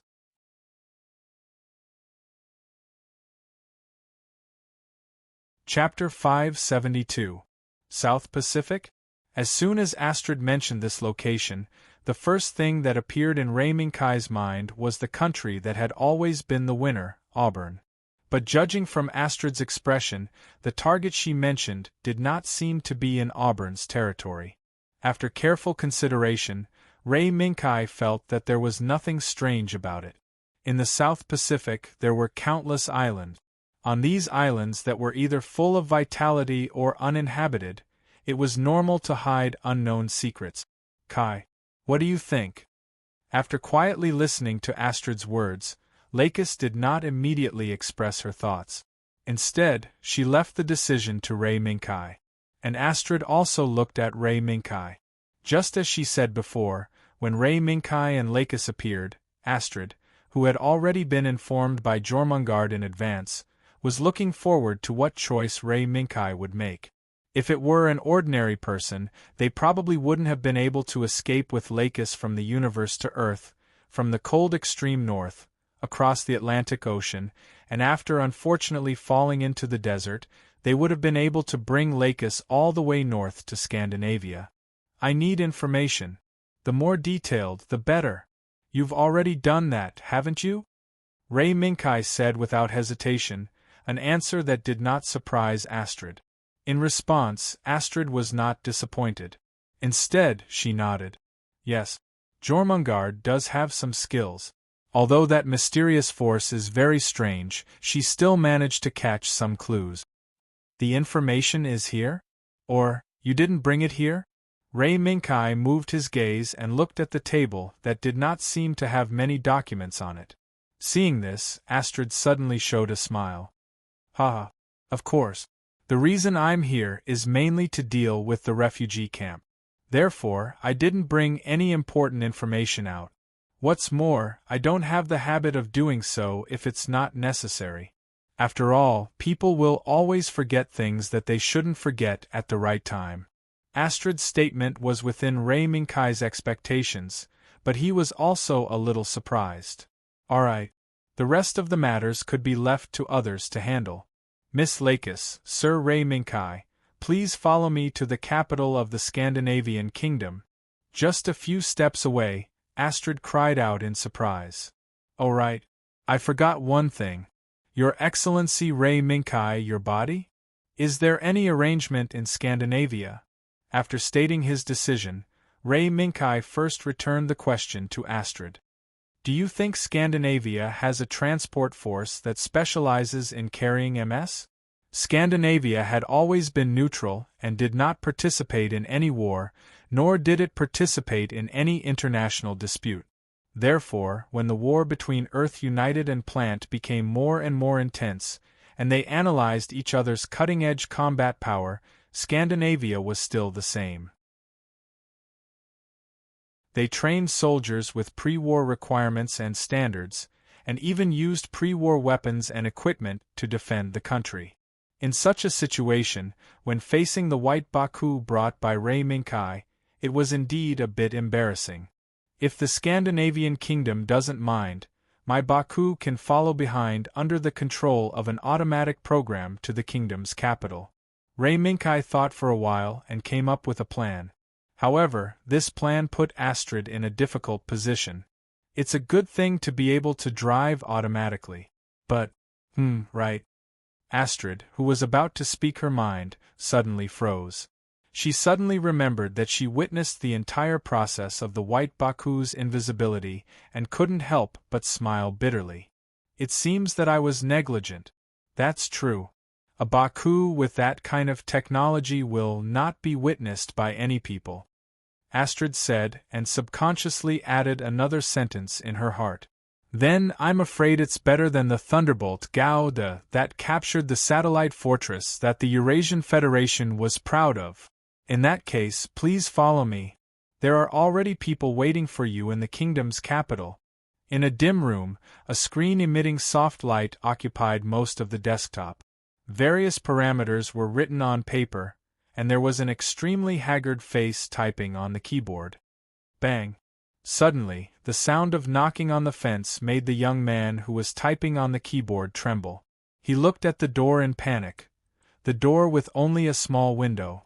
During this period of time, the only thing the young man could communicate with the outside world was the small window that could only be used to deliver meals and record data. But even so, the young man was abnormally afraid of the moment when this small window opened. Because the moment this window opened, it was the moment he welcomed malice from the outside world. Bang! There was another knock that was louder and more ear-piercing than before, and it made the young man even more fearful. Under the fear, the young man's smooth typing on the keyboard had already stiffened. What was left was his instinct to subconsciously retreat to the corner of the room. Bang! Before the youth could retreat to the corner of the room, there was a heavy knock on the door. The loud knocking was like the sound of a bell, reverberating back and forth in the narrow room, wantonly impacting the youth's hearing. But when the young man could not bear the terrible knocking sound and wanted to raise his hands to cover his ears, the small window on the door was suddenly pulled open. A face with small squinted eyes but unusually vicious appeared. "Scum! Come out!" Bang! The discriminatory words and the loud knocking on the door were like thunder that struck the young man's heart.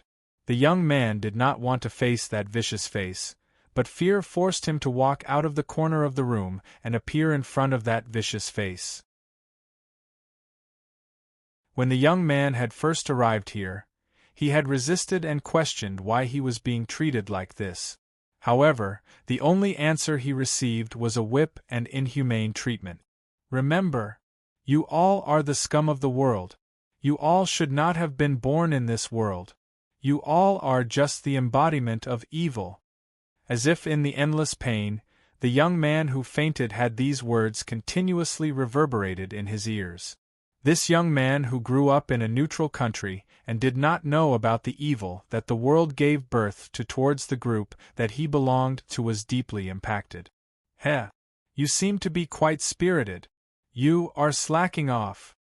But an afterimage flew out from the small window and hit the side of the young man's leg. "No, I am not slacking off. I am currently following." "Pah!" The afterimage flew out again, and the vicious face's curses sounded out again. "Scum! Don't think that just because we are separated by this small window, I cannot punish you. No, I did not." "Pah!" "Shut up. You listen to me quietly. 3 hours later, there will be someone coming to pick you up and leave this place. Before leaving this place, you must finish all the work that you have on your hands. Otherwise," after leaving behind some fierce words, the vicious face turned around and left, not caring about whether the young man agreed to his request or not. The young man looked at the small window that closed and could not help but let out a sigh of relief. At the same time that he fell onto the ground powerlessly, the young man subconsciously touched his legs. One after another, wounds that had not yet healed but still had heart-piercing pain entered his eyes. "Am I about to leave this place?" At the same time that those traces of pain tore the young man apart as usual, the young man's mind recalled the vicious face's words. Suddenly, a trace of hope emerged from the bottom of the young man's heart, driving the young man back to sit in front of the computer. According to the schedule, he still needed 15 hours to finish all the work that was imposed on him. To finish 15 hours of work in 3 hours, that was simply impossible. However, under the motivation brought by the hope of living, the young man still continued with the work that was on his hands. In the blink of an eye, in this small and narrow room, the only thing that was left was the sound of knocking that sounded like a piece of music. Time passed by little. In these 3 hours, the young man seemed to have lost all reaction to the outside world, and only had the focus to finish his work. Until the moment the hour hand reached the specified time, the young man actually miraculously finished the work that was imposed on him. Bang! In an instant, before the young man could relax from the tension of his work, that nightmarish sound came again, causing the young man's movements to freeze in midair. At the same time, that uncontrollable fear engulfed the young man. Caw! Creak, after the sound of the key turning, the door that was only opened when the young man was sent in was slowly pushed open. The vicious face that gave the young man countless nightmares brought two black-clothed brawny men into the room and stood in front of the young man. Humph! You are quite capable. However, you are slacking off again. The vicious face casually glanced at the screen, pointed at the program that the young man could not understand, and said fiercely. His hand did not forget to swing the whip towards the young man. Seeing that, the young man subconsciously closed his eyes, waiting for the pain to come again. However, the whip did not fall. Stop here. Black dog. He is the material that you want. Let's forget about the previous matter. Now that we are here, we can't let you destroy the important material. The whip in the vicious face's hand was tightly grasped by one of the two black-clothed brawny men, and he had no intention of letting go. The black-clothed brawny man's words made the vicious face immediately put on a smile. Yes, you are right. I couldn't hold back for a moment. Now we can take this trash material away. Thank you for your hard work. The two black-clothed brawny men did not pay attention to the vicious face's flattery and walked straight to the young man. 1 month and 5 days. Regulator Kira Yamato. You can leave here now. When the dazzling sunlight scattered on the young man's face again, he, Kira Yamato, who was sent to the underground prison under the name of stealing top secret by the Earth Alliance, finally returned to the sunlight. Kira, who was sitting in the back seat, moved his gaze to the front seat that was separated by a layer of bulletproof glass. The two black-clothed men who brought him out of the underground prison were sitting there, either driving the car or looking out of the window vigilantly. Kira didn't know who they were. The only thing he knew was that the two black-clothed men were taking him to an unknown place.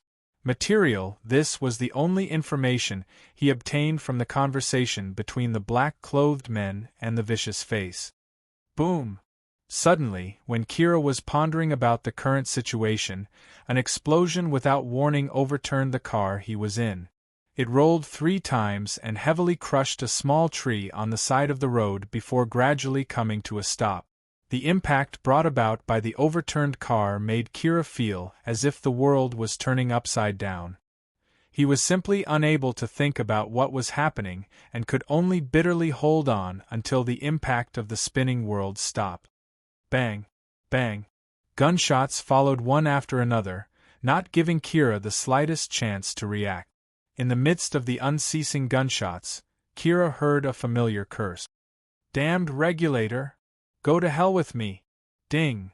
A crisp sound, a roar that filled his ears, and a terrifying impact that was enough to blow away Kira's thoughts.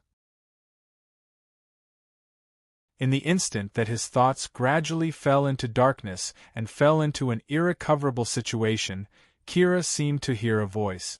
Is this him? Truly pitiful. Kira and, take him away. Who is it? Who is calling me? Darkness came as expected, dragging the ordinary young man who was involved in the war between the regulators and the naturals into an irrecoverable abyss. The loosened button was gently picked up by a pair of small hands and then carefully buttoned up. At the same time that a faint fragrance assaulted his face, Aslan tried hard to control his gaze to look at the ceiling. This was the 30th day since Lux Klein came to Sarah's house. In this 1 month's time, Aslan had indeed spent a lot of effort to adapt from not being able to adapt, but he had unexpectedly kept his bottom line. That's good, Aslan. I wish you a victorious return. I'll be waiting for you at home. The button on the collar was carefully buttoned up, and the owner of the small hands also took a step back, revealing a trace of a gentle smile. Sorry, Luck. I didn't expect to be given a mission at this time. Looking at the person in front of him who was becoming more and more familiar, Aslan quietly had the thought of wanting to protect her for the rest of his life. But the heavens were not on his side. At this moment, when the relationship between both parties was getting deeper, a special mission from the National Defense Committee was sent to Aslan. According to the latest battle situation, all pilots under the cruise team are ordered to immediately land on Earth and carry out a new round of battle arrangements. Is it Victoria Airport? The reluctance in Lux's eyes made Aslan's heart ache faintly. Yes. We can't let Victoria Airport return to the hands of the Earth Union. Aslan raised his hand to wipe away the trace of tears at the corner of Lux's eyes, and said softly, "Wait for me to come back, Lux, and I'll wait for you." The car that Aslan was in quickly disappeared into the distance, and Lux, who was standing at the door, was unwilling to return to the house. Until an unknown communication from an unknown source rang in Lux's ears, she, who looked like Lux but was actually Mia, opened her mouth to reply. "It's me. Kira Yamato has been captured. But his situation isn't too good.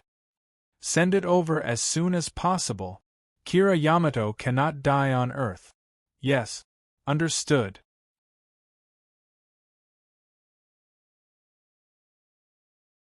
Chapter 573. I'm Lux Klein.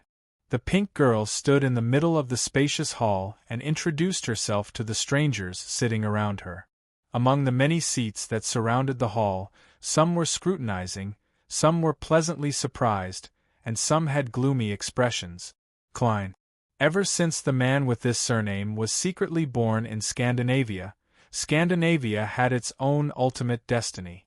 One day in the future, when the heir with the name of Klein returned, Scandinavia would definitely become a secret force under his command.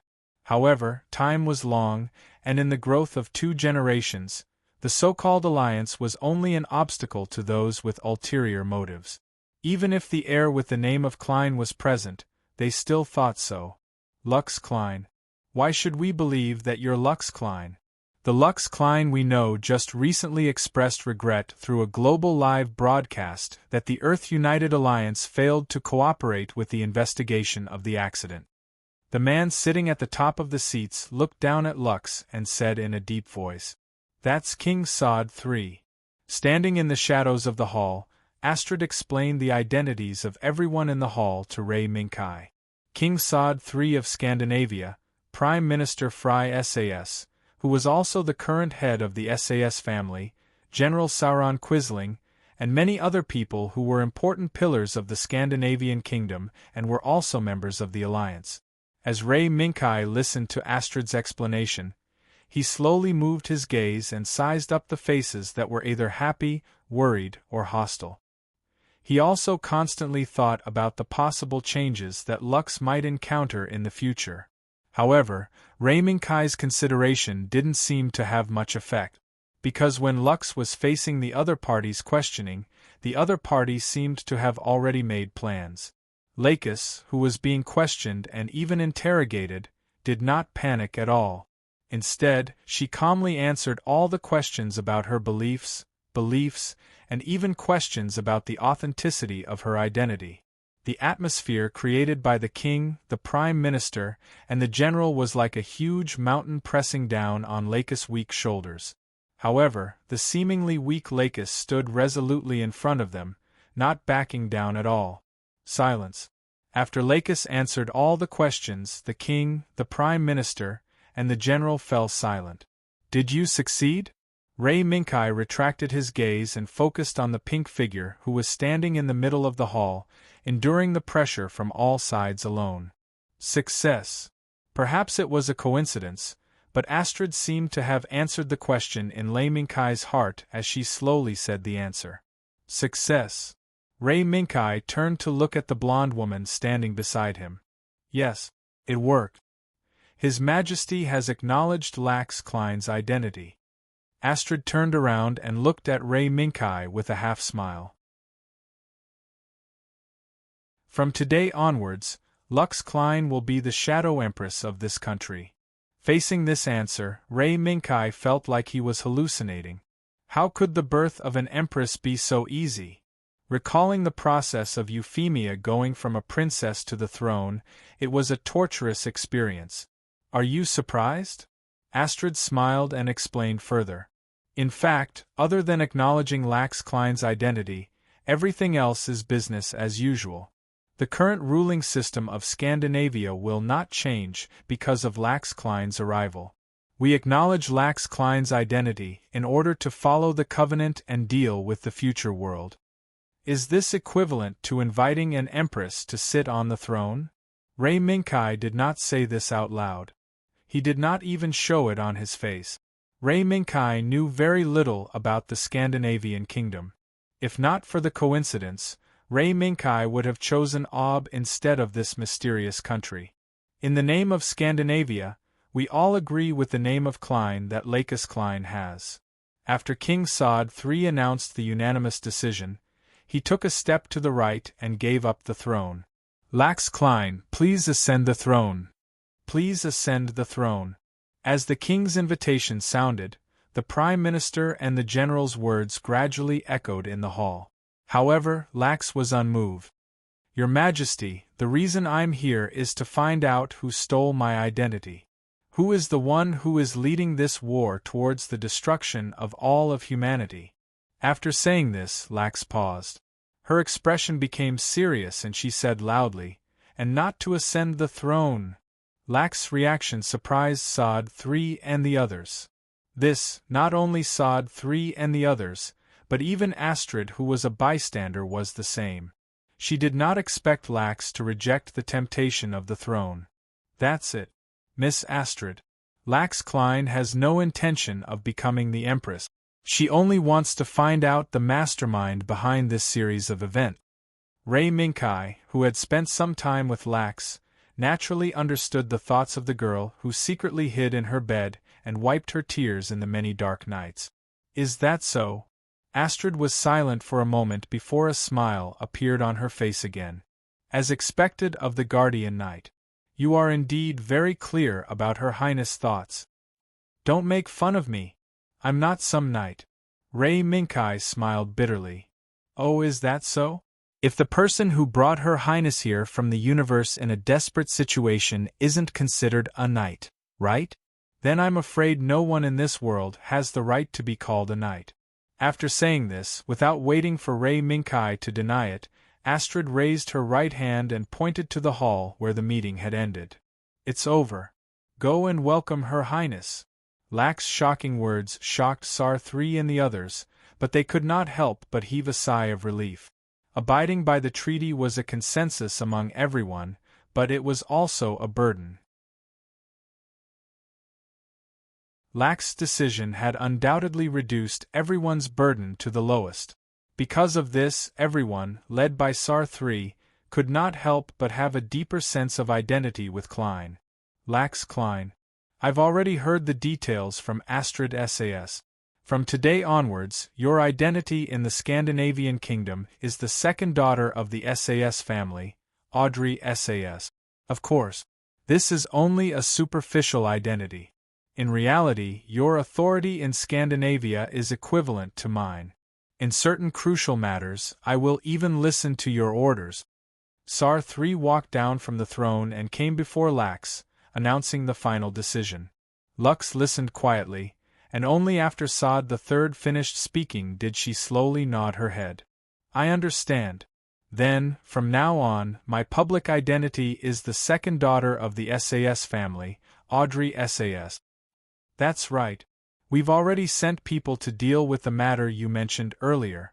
You can ask Astrid SAS for more details. I've already authorized her to take full responsibility. As the two conversed, Ray Minkai and Astrid had already walked over. Ray Minkai's arrival also attracted Sar III's attention. Oh, so this is the knight that Astrid and Jormungand were praising? Not bad. Without waiting for Ray Minkai to speak, Sar 3 sized up Rei Minkai and then praised him. No. This is nothing. Actually, I have a presumptuous request. I hope your majesty can help. Rei Minkai did not feel much about Sar 3's praise.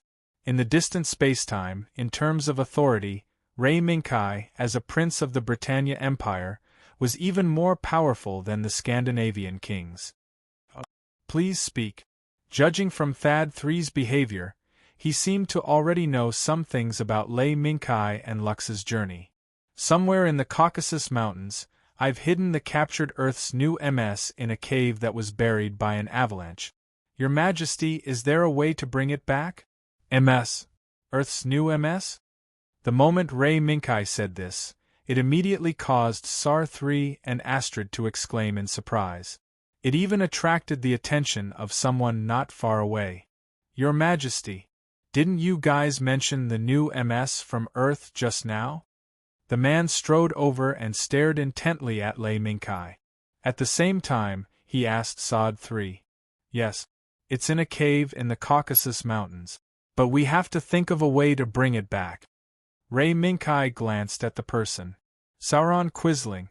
This man with the surname of the ancient Scandinavian royal family seemed to be very enthusiastic about the so-called new MS, Your Majesty. If it's just a cargo buried under an avalanche, I have a way. Sauron Quisling looked at Sar 3 with blazing eyes. Do it.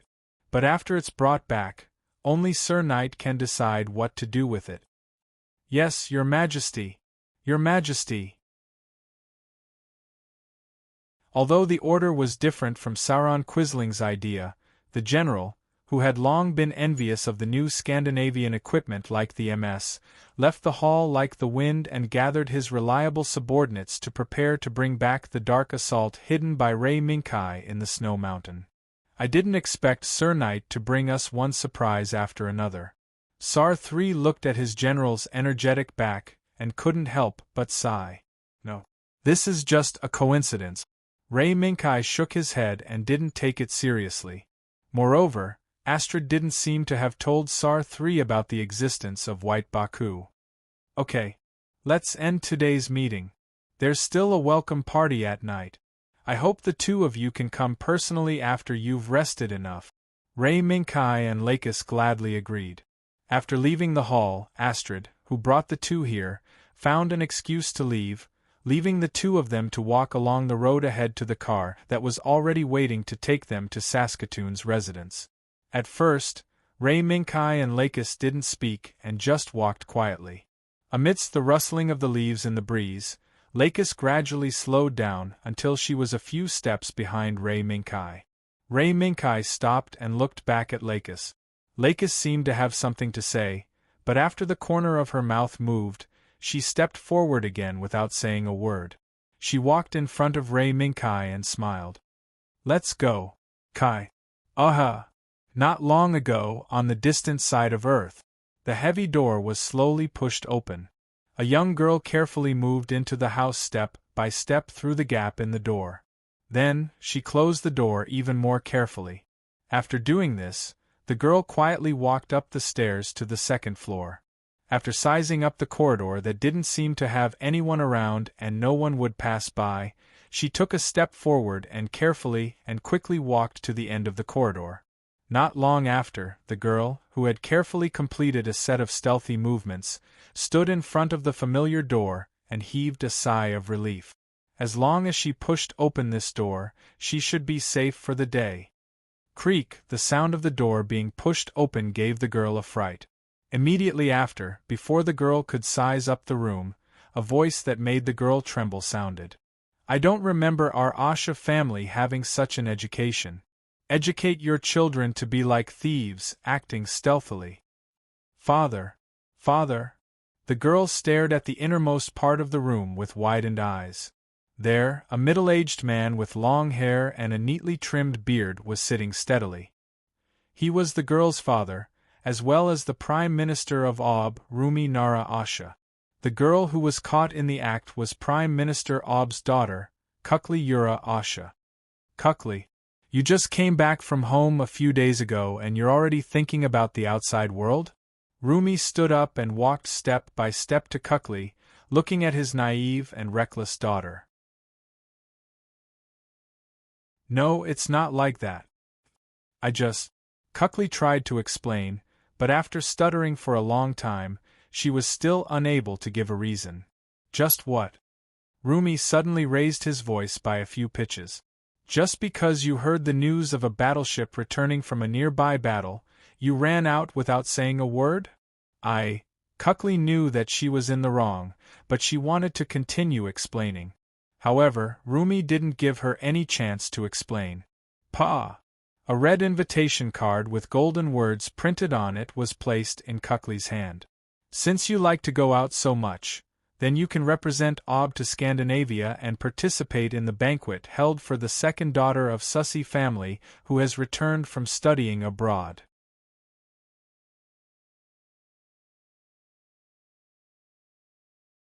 Chapter 574. The luxuriously dressed crowd gathered in twos and threes, talking loudly and quietly about their experiences and interesting things. Exquisite food was placed on the long tables on the left and right sides of the ballroom. The waiters shuttling through the banquet held drinks that were placed steadily on the plates for the prominent celebrities around them. This was a banquet held in the name of the country.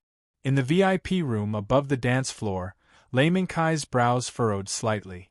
Scandinavia was a neutral country, so both naturals and adjusters could live and work in the country. And this banquet, which was a microcosm of the Scandinavian upper class, was undoubtedly a representation of this. However, under these circumstances, Ray Minkai did not dare to appear at this banquet. After meeting Jormungand, the desert tiger, and even Astrid, Ray Minkai had doubts about Plant's ability to keep things confidential. Why? As the princess's knight, shouldn't he be protecting the princess at this time?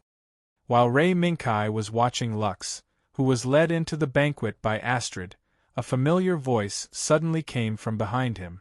Turning around, what appeared in front of Lay Minkai's eyes was a face that did not match the voice in his memory. Long brown hair that reached her waist, a flirtatious face, and a frivolous smile at the corner of her mouth. This was the complete opposite of the cautious and shrewd face in Ray Minkai's memory. However, Ray Minkai still called out the name that emerged from the bottom of his heart. Jormungand. The person showed a hint of surprise when she heard the name.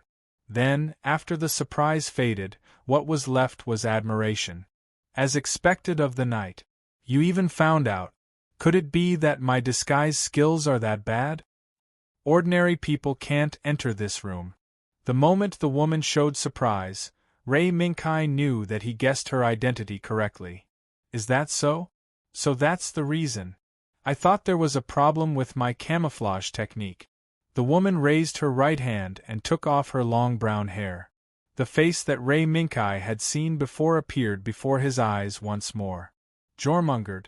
Ray Minkai hadn't seen this woman since they parted ways at Herman's restaurant. He didn't expect that she would come here in disguise. Rose, Madame Rose. That's the name of the face. Jormungand put the hood over his long brown hair on the table and sat on the sofa, looking at Ray Minkai with a half-smile. Sir, you must be wondering why I'm here. No. The reason you're here should be because of that mysterious organization. Around the ring of Midgard, Jormungand was undoubtedly there to search for information and carry out unknown operations. You do remember this very clearly, sir. Jormungand chuckled, then said seriously, That's right. The Circle of Midgardian had indeed obtained some information not long ago. There is a mysterious organization unknown to the outside world on a small island in the South Pacific. We were able to discover the existence of this mysterious organization by accident. Accident. Ray Minkai had a vague hunch. Yes, accident. Our members around the Ring of Midgard are free to explore every corner of the world when they are not assigned a mission. Then, according to the value of the information obtained, they can exchange it for benefits from the Ring of Midgard. and the information about this mysterious organization was inadvertently discovered by a member who was passionate about space exploration during a vacation back to Earth. It sounds like the Ring of Midgard is very loose. Is this clue trustworthy? It was the first time Ray Minkai heard about the structure of the Ring of Midgard, and he couldn't help but have a trace of doubt about the information obtained. In this regard, Jormungand was not surprised. Although the Ring of Midgard was spread throughout the human world, the peripheral parts that did not involve the core structure were all operated with this relatively loose organizational system. But as long as it involved intelligence, the Ring of Midgard would send many core elites to verify the information obtained by the members multiple times to ensure the authenticity of the source of the information as much as possible. The Ring of Midgard was confident about this. Your Excellency, you can rest assured about this. This information was personally verified by me. In order to increase the credibility of the information, Jormungand took out a photo from his small satchel. It was a photo of an incubation chamber filled with culture fluid that was at least a few meters tall. Ray Minkai was no stranger to the incubation chamber in the photo, and he didn't care too much about it. What he cared about was the figure floating in the incubation chamber. From time to time, the bubbles rising from the bottom of the incubation chamber would blow up the beautiful pink hair, and the familiar silhouette. Although the face of the pink figure could not be seen clearly in the photo, the angle of the photo was just the back of the pink figure. But Ray Minkai already knew the answer. A clone. Ray Minkai pursed his lips and returned the photo to Jormungand. After receiving the photo, Jormungand took out a pack of cigarettes and a lighter from his small satchel. Ray Minkai waved his hand, indicating that he did not have such a hobby, and calmly watched Jormungand burn the photo and light the cigarette in his hand. In the rising smoke, Jormungand's eyes seemed to become a little misty. At first, I thought Your Excellency would be shocked by this. When I personally verified the authenticity of this information, I was also shocked by the person in the incubation chamber. Jormungand's voice trembled a little, as if he recalled the fear when he saw the man-made pink figure with his own eyes. Maybe she's not a clone. Watching the photo burn to ashes, Ray Minkai finally remembered a certain mastermind hidden in the shadows of this world. The librarian. A clone? No, it shouldn't be called a clone.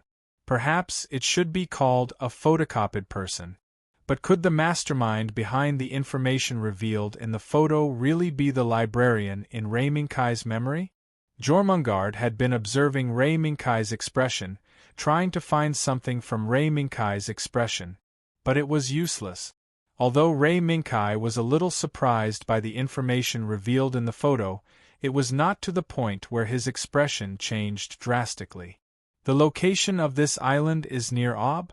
After pondering for a moment, Ray Minkai set his target on the island. Well, yes. It's an uninhabited island about 338 nautical miles west of Ob. The surrounding situation? Is there a garrison force? Ray Minkai began to think about how to get to the island and figure it out.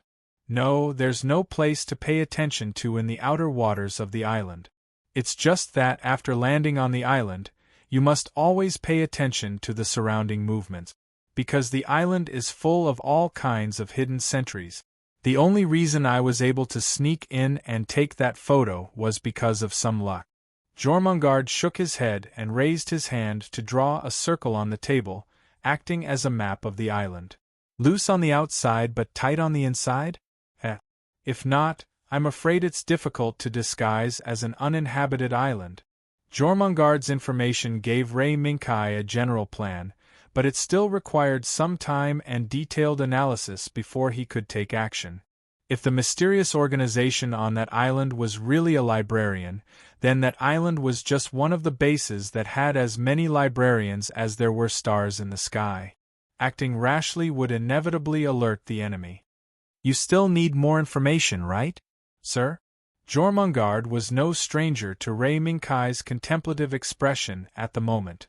because at many times, when faced with the information sent back by the organization's members, Jormungand was the same. In deep thought, he carefully screened the loopholes and hypocrisy in the information, and finally determined the authenticity and effectiveness of the information. Yes. Can you do it? Jormungand. No problem. That's what we exist for. Jormungand agreed to Ray Minkai's request without hesitation. After a pause, Jormungand continued. Then, Jormungand will stop here for tonight. Next, it's time for Madame Rose. Finally, this is some of our appreciation. Please accept it, sir. Jormungand smiled gently, reached out to take out a package from her small satchel, and handed it to Ray Minkai. Ray Minkai lowered his gaze and glanced at the small package, then looked up at Jormungand, waiting for her to continue. I heard that there's a man named Law Lu Kreutzer in Zaf. He's very powerful. But according to our observations around the Ring of Midgard, Kreutzer is very powerful and meticulous, but he's also an extremely dangerous existence. If we treat him as a dangerous Black Knight, then we hope that you can become the White Knight who protects Her Royal Highness and leads us to peace. The wrapping paper on the package was quickly peeled off by Jormungand's nimble hands, until a white mask with golden patterns on the edges as embellishments appeared before Ray Minkai's eyes. This is just a request from our hearts, sir. The white mask was respectfully presented by Jormungand with both hands, like a subject presenting a precious treasure to the emperor. Ray Minkai watched Jormungand quietly. Jormungand maintained her posture of presenting the mask without moving. She didn't waver, nor did she make a sound. She just waited quietly for Ray Minkai to speak. I promise. In the next second, Ray Minkai raised his hand, picked up the white mask from Jormungand's hands, and put it on. Now I can finally go out and meet people. Jormungand was taken aback, then smiled gently. Indeed. The banquet was already halfway through. While enjoying the delicious food, the conversation segment gradually came to an end. At the beginning of the banquet, the black-haired girl, who was personally brought to the banquet by Astrid Sarah and received everyone's attention, once again became the focus of the banquet. The second daughter of the Sarah family. She had never appeared before the eyes of the world. Only a simple announcement from the Sarah family made the world know that the Sarah family had another daughter after Astrid Sarah. Although unlike Astrid's sun-like blonde hair, this mysterious second daughter of the Sarah family had a head of beautiful black hair, but no one at the banquet thought it was strange. In the current era where the regulator technology was widely used, the hair color of the offspring was just a simple multiple-choice question. The music gradually sounded. The segment for the young people began. The young people at the banquet began to clamor. Audrey. It seems that everyone likes you very much. Astrid, who was no stranger to the current situation, smiled and said casually to Lakis. Everyone is just curious about me. Lakis shook her head slightly.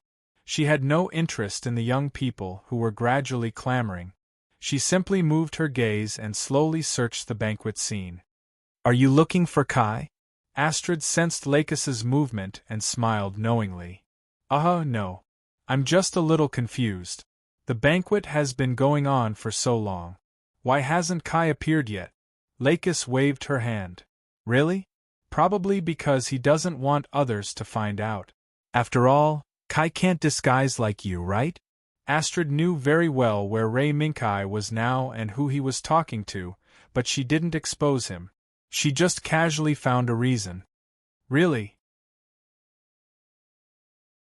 Lakis just realized that there seemed to be many regulators in the banquet. With the magical holographic projection necklace, she naturally wasn't afraid of the regulators seeing through her identity, but Ray Minkai was different. In the dark, Lakis subconsciously raised her hand to touch the necklace in front of her chest. Okay. Get your spirits up, Audrey. You're the main character tonight. Look, they're looking over here. When Astrid's voice came, Lakis clearly showed resistance. There was a commotion, as if the young people were fighting for a dance partner. "Miss, I wonder if I have the honor of dancing with you?" When the invitation came, Lakis was about to speak, but she was stunned. This voice was very familiar. In her surprise, Lakis looked up and saw a white mask with golden patterns on the edges. However, Lakis recognized the person wearing the mask at a glance. He was clearly the man who led her and protected her from the Silver Wind incident to the Scandinavian kingdom, Ray Minkai. The white mask had a familiar smile. He invited again.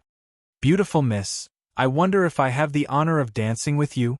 Lakis's gaze gradually calmed down, but her heart was in turmoil. "Yes, I'm willing."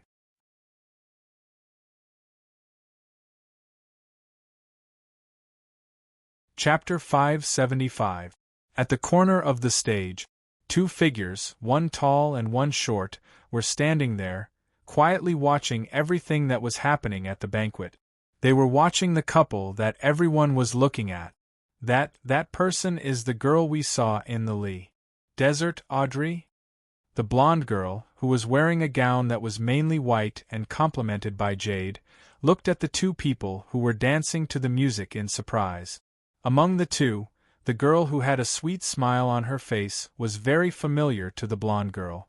However, the man who was dancing with the girl had a white mask covering most of his face, so the blonde girl couldn't recognize him immediately. "That's Kai." The tall and strong man who had been guarding the blonde girl said softly. As a warrior, although he wasn't as strong as Ray Minkai, the moment he saw Ray Minkai again, even with the mask covering his face, his warrior's intuition and his experience of fighting alongside Ray Minkai allowed him to recognize Ray Minkai at a glance. "Kai! It can't be. Could it be that she's the second daughter of the Sethi family? Audrey? The person who's following her is Kai Britannia?" The blonde girl was stunned, as if she couldn't react in time. Because of the time they spent together, the blonde girl had always thought that the two of them were just siblings. However, when she saw the two of them again, the blonde girl realized that the two of them didn't seem to be siblings. Instead, they seemed to be more intimate. "They're not siblings. Carrie, you've misunderstood." The man was silent for a moment, but he still slowly revealed the secret that most of the people in the campsite had a tacit understanding of.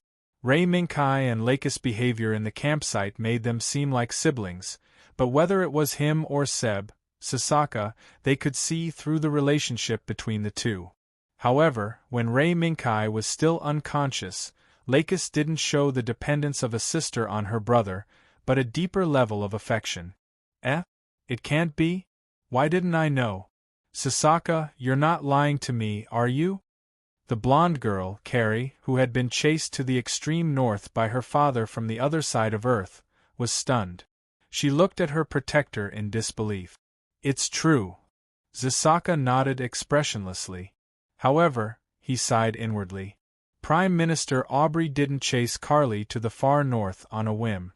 Instead, he wanted Carly to have a good look at this neutral country and try his best to interact with the new generation of this country. But from the looks of it, Shimi's idea was probably going to fall through. Thinking of this, Sasaka could not help but feel a trace of bitterness in his heart, but there was nothing he could do to change it. Just as the two of them were watching and thinking, the dance that was destined to be the focus of the banquet gradually came to an end. This was the first dance that pushed the atmosphere of the banquet to its peak.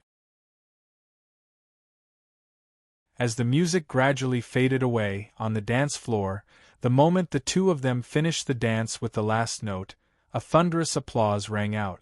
Looking at the girl who was panting slightly, but still had a sweet smile on her face as she gently leaned against the chest of the mysterious masked man, most of the youths began to think of retreating.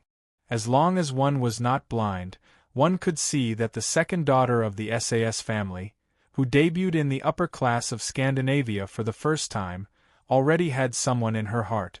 The thunderous applause gradually faded away, and when the melodious music sounded again, the audience brought their dance partners onto the dance floor and began to dance.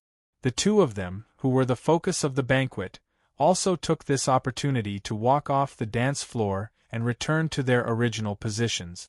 It's really a beautiful dance. I didn't expect you two to be so compatible. When Ray Minkai and Lakis returned to Astrid's side, Astrid immediately praised them and then looked at Lakis with a mischievous smile. That's because Audrey taught us well. Ray Minkai attributed all the credit to Lakis.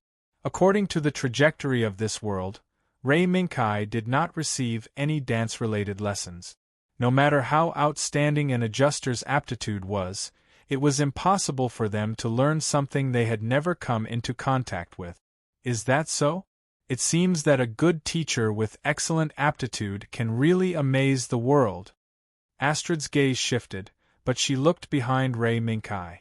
Then, Astrid took 2 steps forward and grabbed Lakis' arm. Come. Audrey, I still have some friends I want to introduce to you. Can you come with me?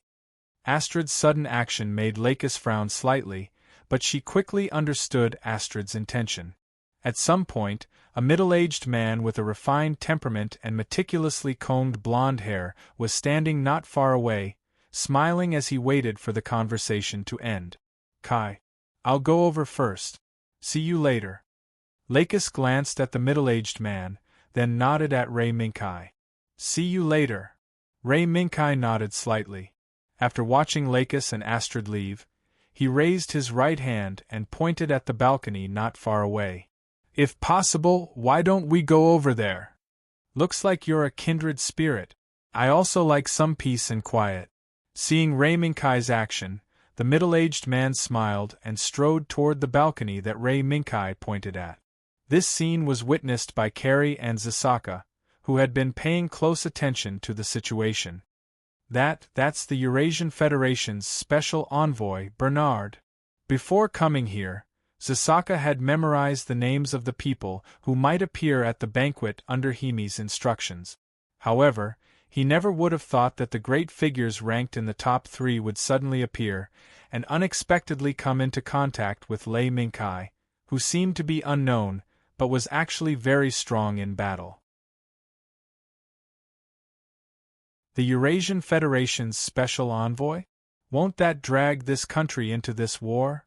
No way. I'm going to see Audrey. Upon hearing the name of the Eurasian Federation's special envoy, Carrie, whose mind was filled with thoughts of stopping the Eurasian Federation's scheme from succeeding, wanted to run toward the crowd where Astrid and Lakis were. But the next moment she was pulled back by the sharp-eyed and quick-witted Zasaka. Don't go over. Carly. Right now we're only invited guests. Even if we quarrel, the Sussy family and even Scandinavia might not change their mind. Moreover, if we cause a ruckus here, we won't be able to explain ourselves to Sir Jimmy. Calm down. Carrie. Zasaka's earnest advice was unable to persuade Carrie. On the contrary, Carrie's struggle became more and more forceful. It even made Zasaka wonder if he should use all his strength to stop Carrie. At this moment, a lazy voice quietly sounded. Oh? Which family's wild girl is this? She's wearing such luxurious clothes, but her actions are so reckless. It had to be said that compared to Zasaka's well-meaning advice, this stealthily piercing sentence effectively stopped Carrie's struggle. What are you talking about? Carrie turned around abruptly, only to be stunned by the aura emanating from the noble lady who was leaning against the pillar and looking at her. At this moment you seem like a lady from a wealthy family, but, unfortunately, you don't deserve to wear these clothes. You! The words spoken by the young noble lady were like sharp thorns that pierced into Carrie's heart, causing her to be furious, yet unable to refute. The elegant lady glanced at Carrie, who was secretly gritting her teeth and thinking of how to refute her, before looking at Zasaka. It must be hard, right? Looking at such a reckless little girl, it must be hard on you, Mr. Nanny. Boom! In an instant, a loud explosion sounded in Carrie's mind like a volcanic eruption. She was furious. With just a few words, Carrie was infuriated by the elegant lady in front of her.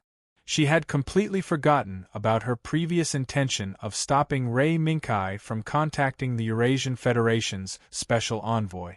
Now, in Carrie's mind, there was only the thought of getting justice from the elegant lady. Stop, Carrie. She's just trying to provoke you. As a bystander, Zizaka acted in time once again. He pulled Carrie back and tried to stop her from raging. Let me go, Zizaka. I want this woman to apologize. Let me go. Carrie once again struggled with all her might, but this time, Zizaka's hands were like iron pincers, tightly gripping Carrie's arm, with no intention of letting go. You're indeed a nanny. Zizaka, I didn't expect Hami to send you to stay by that wild girl's side for such a reason. The instant the mocking laughter sounded in Zizaka's eyes, the elegant lady was simply as terrifying as a demon. Just a few words were enough to ignite Carrie's emotions. Shut up. Who exactly are you? Why did you appear in front of us? Zizaka finally suppressed Carrie, making her unable to struggle, and looked at the elegant lady with a trace of coldness. Rose, madam, Rose, this is my name. The elegant lady smiled faintly, and as she introduced herself, she looked at the balcony in the distance. The reason I'm here, of course, is to prevent you from disturbing our distinguished guests' gathering. You're from the Eurasian Federation? Carrie, who had calmed down a little, heard the words of the lady who called herself Rose Madam and immediately said subconsciously, You're really rude to say that. How can someone like me be a member of that group of lunatics? Indeed, in a barbaric body, there's still a barbaric soul. You! Carrie, who was once again stung by Rose Madam's words, was about to retort when she finally remembered that she was under Zizaka's control. Let me go, Zizaka. I've calmed down. Carrie took a few deep breaths and said softly. But Zizaka subconsciously moved the corner of his mouth, but he still obeyed and let go of Carrie. Sure enough, after Carrie regained her freedom, she casually brushed her clothes, smoothing out the wrinkles, as if the scene just now never happened. You've calmed down. You're just trying to provoke me. Carrie's anger was still burning, but unexpectedly, she did not do anything, and only stared at Rose Madam. Don't look at me like that. If I let you rush over like that, it will be very troublesome for us. Rose Madam did not seem to care about Carrie's anger, and looked at the balcony in the distance again, and smiled lightly. All right. You're free now. Karjali Yura Ashar. Lucky girl. If you don't have the princess halo that Amy gave you, you're nothing more than a wild girl. At this moment Carrie was angry, but also silent. Because, following Rose Madam's gaze, she saw the scene where Rei Minkai was shaking hands with the Eurasian Federation's special envoy with a smile on his face. We'll probably meet again in the near future. Karjali Yura Ashar. Both are princesses, but you are far inferior to that lord. A languid voice followed the elegant figure as he left, causing Carrie to grit her teeth. However, there was nothing she could do. Zizaka. We'll probably have to stay here for a while. Zizaka was stunned for a moment, then nodded silently. On the other side, Rei Minkai, who was watching the back of the Eurasian Federation's special envoy Bernard, slowly exhaled. There was only one purpose for the special envoy to appear at this banquet. That was to rope in all the neutral countries on Earth to join their camp and participate in the war against Plant and Zaf. However, the special envoy did not seem to have the intention of meeting the Scandinavian officials immediately. Instead, he chose to take the initiative to contact Rei Minkai during the banquet. He proposed that if Rei Minkai participated in the battle to recapture Victoria Airport, then the Eurasian Federation would provide a batch of materials that could be used by Scandinavia. This was an interesting condition. Although the special envoy did not explain what was in the batch of materials, from his expression, it was clear that he was not trying to keep Zhang Heng in suspense. Did you do this? Yes. I'm very sorry. I didn't inform you in advance. As soon as the voice fell, a figure appeared behind Ray Minkai. It was Madame Rose. No, it should be Jormungand. Is it because of the body buried under the snowy mountain? The moment Jormungand took the initiative to appear, Ray Minkai had already figured out the crux of the matter. Even if they obtained the body of the new MS Dark Assault, Scandinavia, which lacked the relevant technology, could not complete the maintenance and post-optimization work in a short period of time. For this reason, Jormungand adopted a risky approach around the Ring of Midgard. Although the approach was risky, from the results it was a good start. Yes, Your Excellency. Only by obtaining the relevant technology and parts from the Eurasian Federation can we have a chance to complete the next step.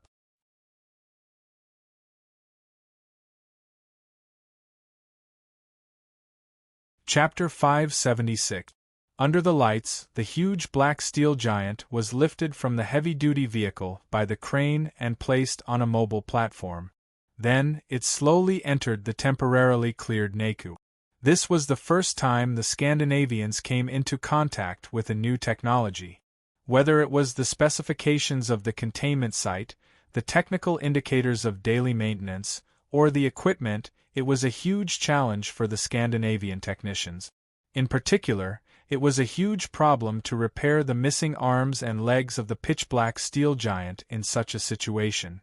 I didn't expect the black steel giant to be transported back so quickly. Lei Minkai stood on the high platform and looked down at the technicians who were busy surrounding the pitch-black assault device. He sighed softly. It's all thanks to Bernard's help. Astrid looked at the other side.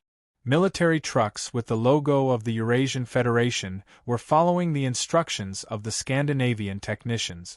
They lined up in a long convoy and drove into the temporary factory at the border of Scandinavia.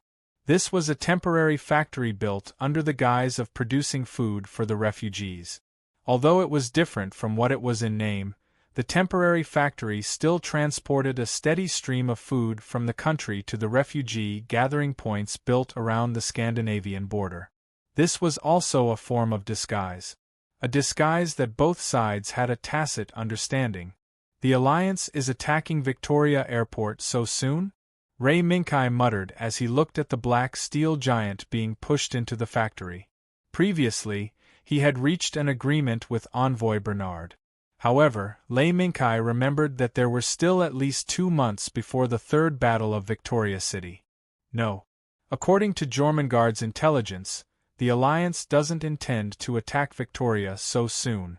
What Bernard and the others were doing now was nothing more than attacking everywhere and using some benefits to rope in allies. After all, the military strength required to attack Victoria Airport isn't something that can be accomplished with just 1 or 2 armored units. Astrid told Ray Minkai all the information she knew. Among the information, there were a few points that caught Ray Minkai's attention. First of all, the departure of the Desert Tiger had left a gap in Zaf's defenses in North Africa and the southern Mediterranean. In this situation, Zaft continued to follow Ray Minkai's familiar pace and prepared for a larger and more tragic battle. For this, you're willing to transfer the latest technology you've just obtained to us? Are you trying to use us as weapons to attack Victoria Airport? Ray Minkai let out a mocking laugh as the dark assault was completely isolated from the factory by the 2 huge iron doors. Of course. Although the Earth Alliance is powerful, there is more than one voice within them. Astrid said loudly. From the moment this war began, the Earth Alliance seemed to have declared war on Plant and launched a fierce battle. But in fact, not long after the war began, 2 important members of the Earth Alliance, who had considerable speaking rights, had adopted a stance of watching from the sidelines. New Star offensive and defensive battle? That was a battle that caused substantial estrangement within the Earth Union. Ray Minkai silently recited a name, knowing that Astrid's words were correct. Although the new MS technology obtained by Scandinavia was the latest research and development of the Earth Alliance, in fact, they seemed to have a newer and more powerful MS. This was also confirmed by Jormungand. Astrid sighed faintly. That's inevitable. If not for this, they wouldn't be so generous. Moreover, the advantages and disadvantages of the MS can't be determined by one-sided data. The pilot who drives it is the decisive factor.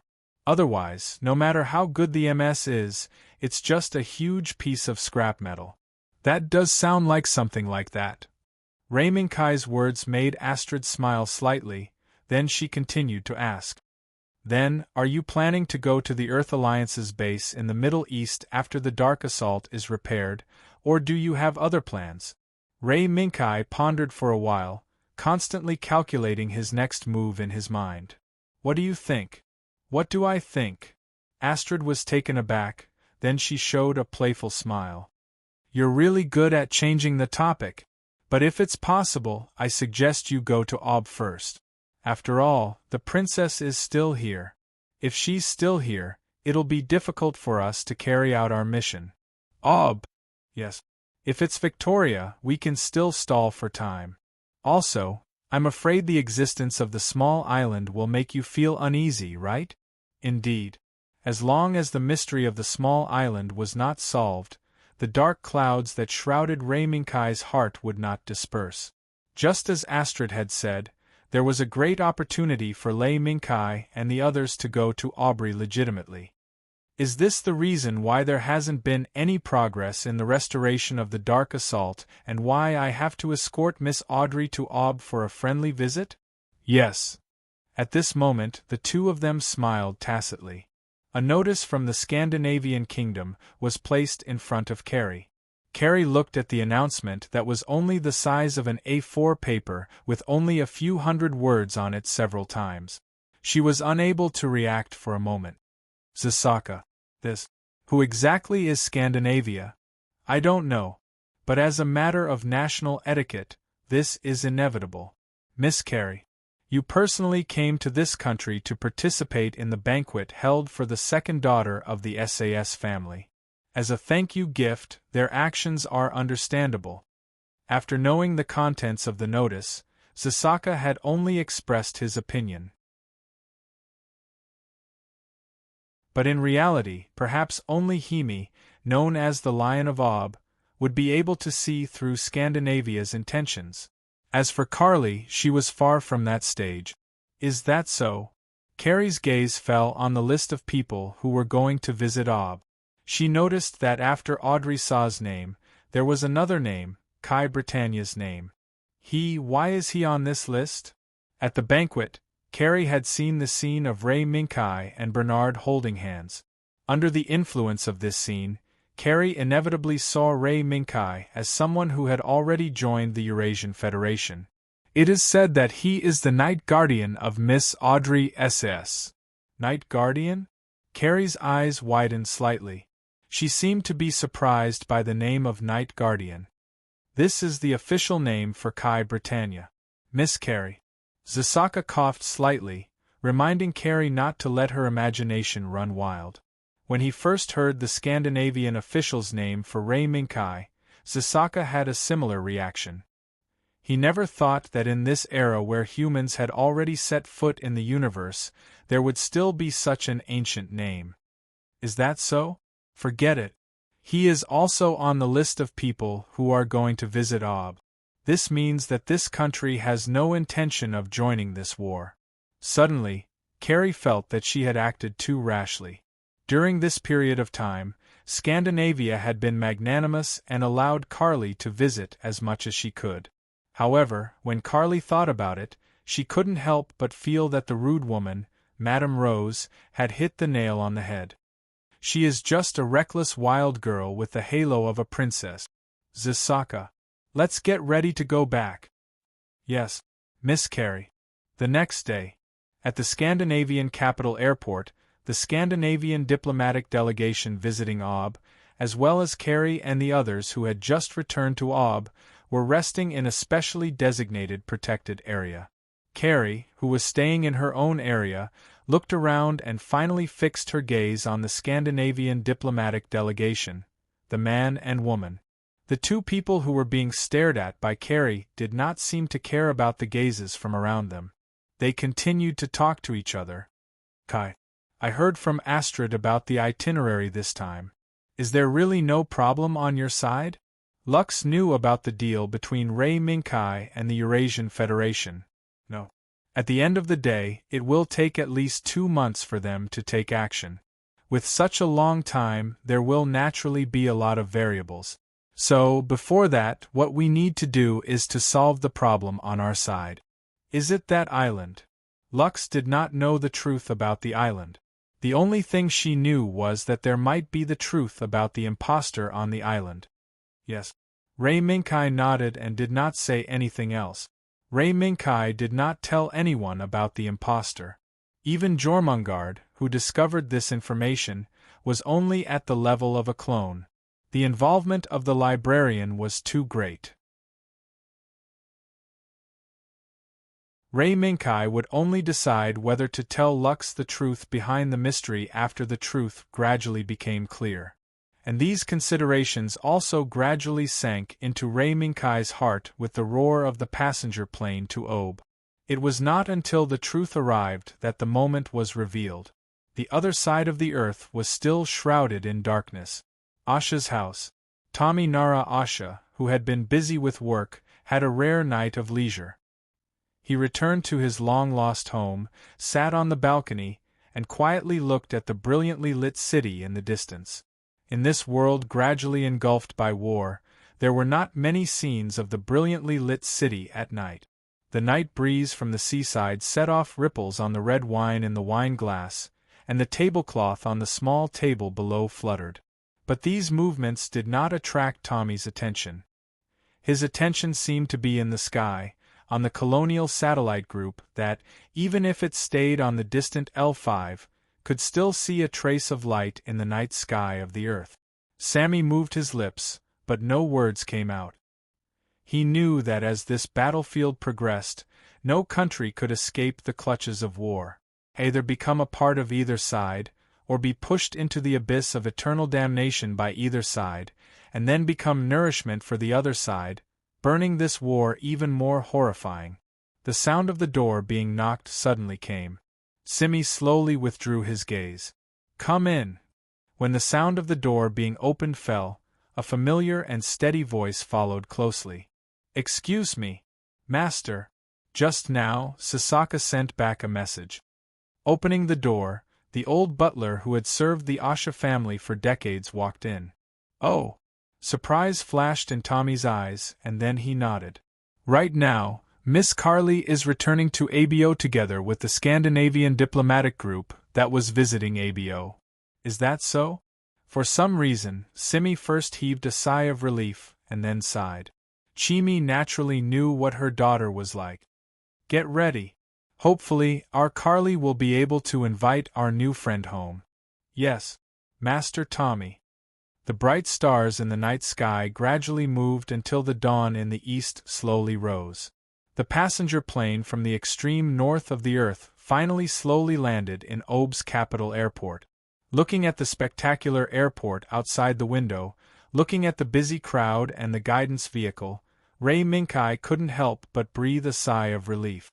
It was clear that the previous plane crash had cast a shadow over Ray Minkai. Sitting on this defenseless passenger plane, Ray Minkai always felt a little uneasy, afraid that the previous crash would happen again. Fortunately, everything was normal. "I didn't expect this to be just a crash. Is it worth it to make you so scared?" White Cat Zero's ridicule quietly sounded. "Yes. After all, there is a psychological shadow. But at least this time, there was no accident. But why did you follow? Isn't it good for you to stay in Scandinavia and watch Baku?" White Cat Zero's original plan was to stay in Scandinavia to watch Baku and supervise the repair progress of the Dark Assault, but these plans were disrupted at the moment of departure. Those things can be done casually. Baku was placed in a place where no one would ever find it, and the pitch-black assault would be left to the group of humans. "I'm a little concerned about this." White Cat Zero's voice seemed to be a little fearful. "Concerned? Yes.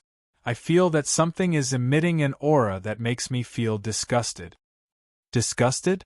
Fragments? No. I don't know. It's just that I feel disgusted. Ray Minkai's mind showed the white cat Zero waving its claws, as if it was driving away something that made him extremely uncomfortable. Is it that island? I don't know. But it's very likely. It seemed that this trip to Aubrey was indeed necessary. Through the porthole, Ray Minkai could clearly see the many reporters gathered in the terminal building. In front of these reporters, the man known as the Lion of Ob was standing there, waiting for the arrival of the Scandinavian diplomatic delegation. You're tuning in to the Phoenix Knights YouTube channel. Don't forget to subscribe and join us on this journey to catch the most captivating stories.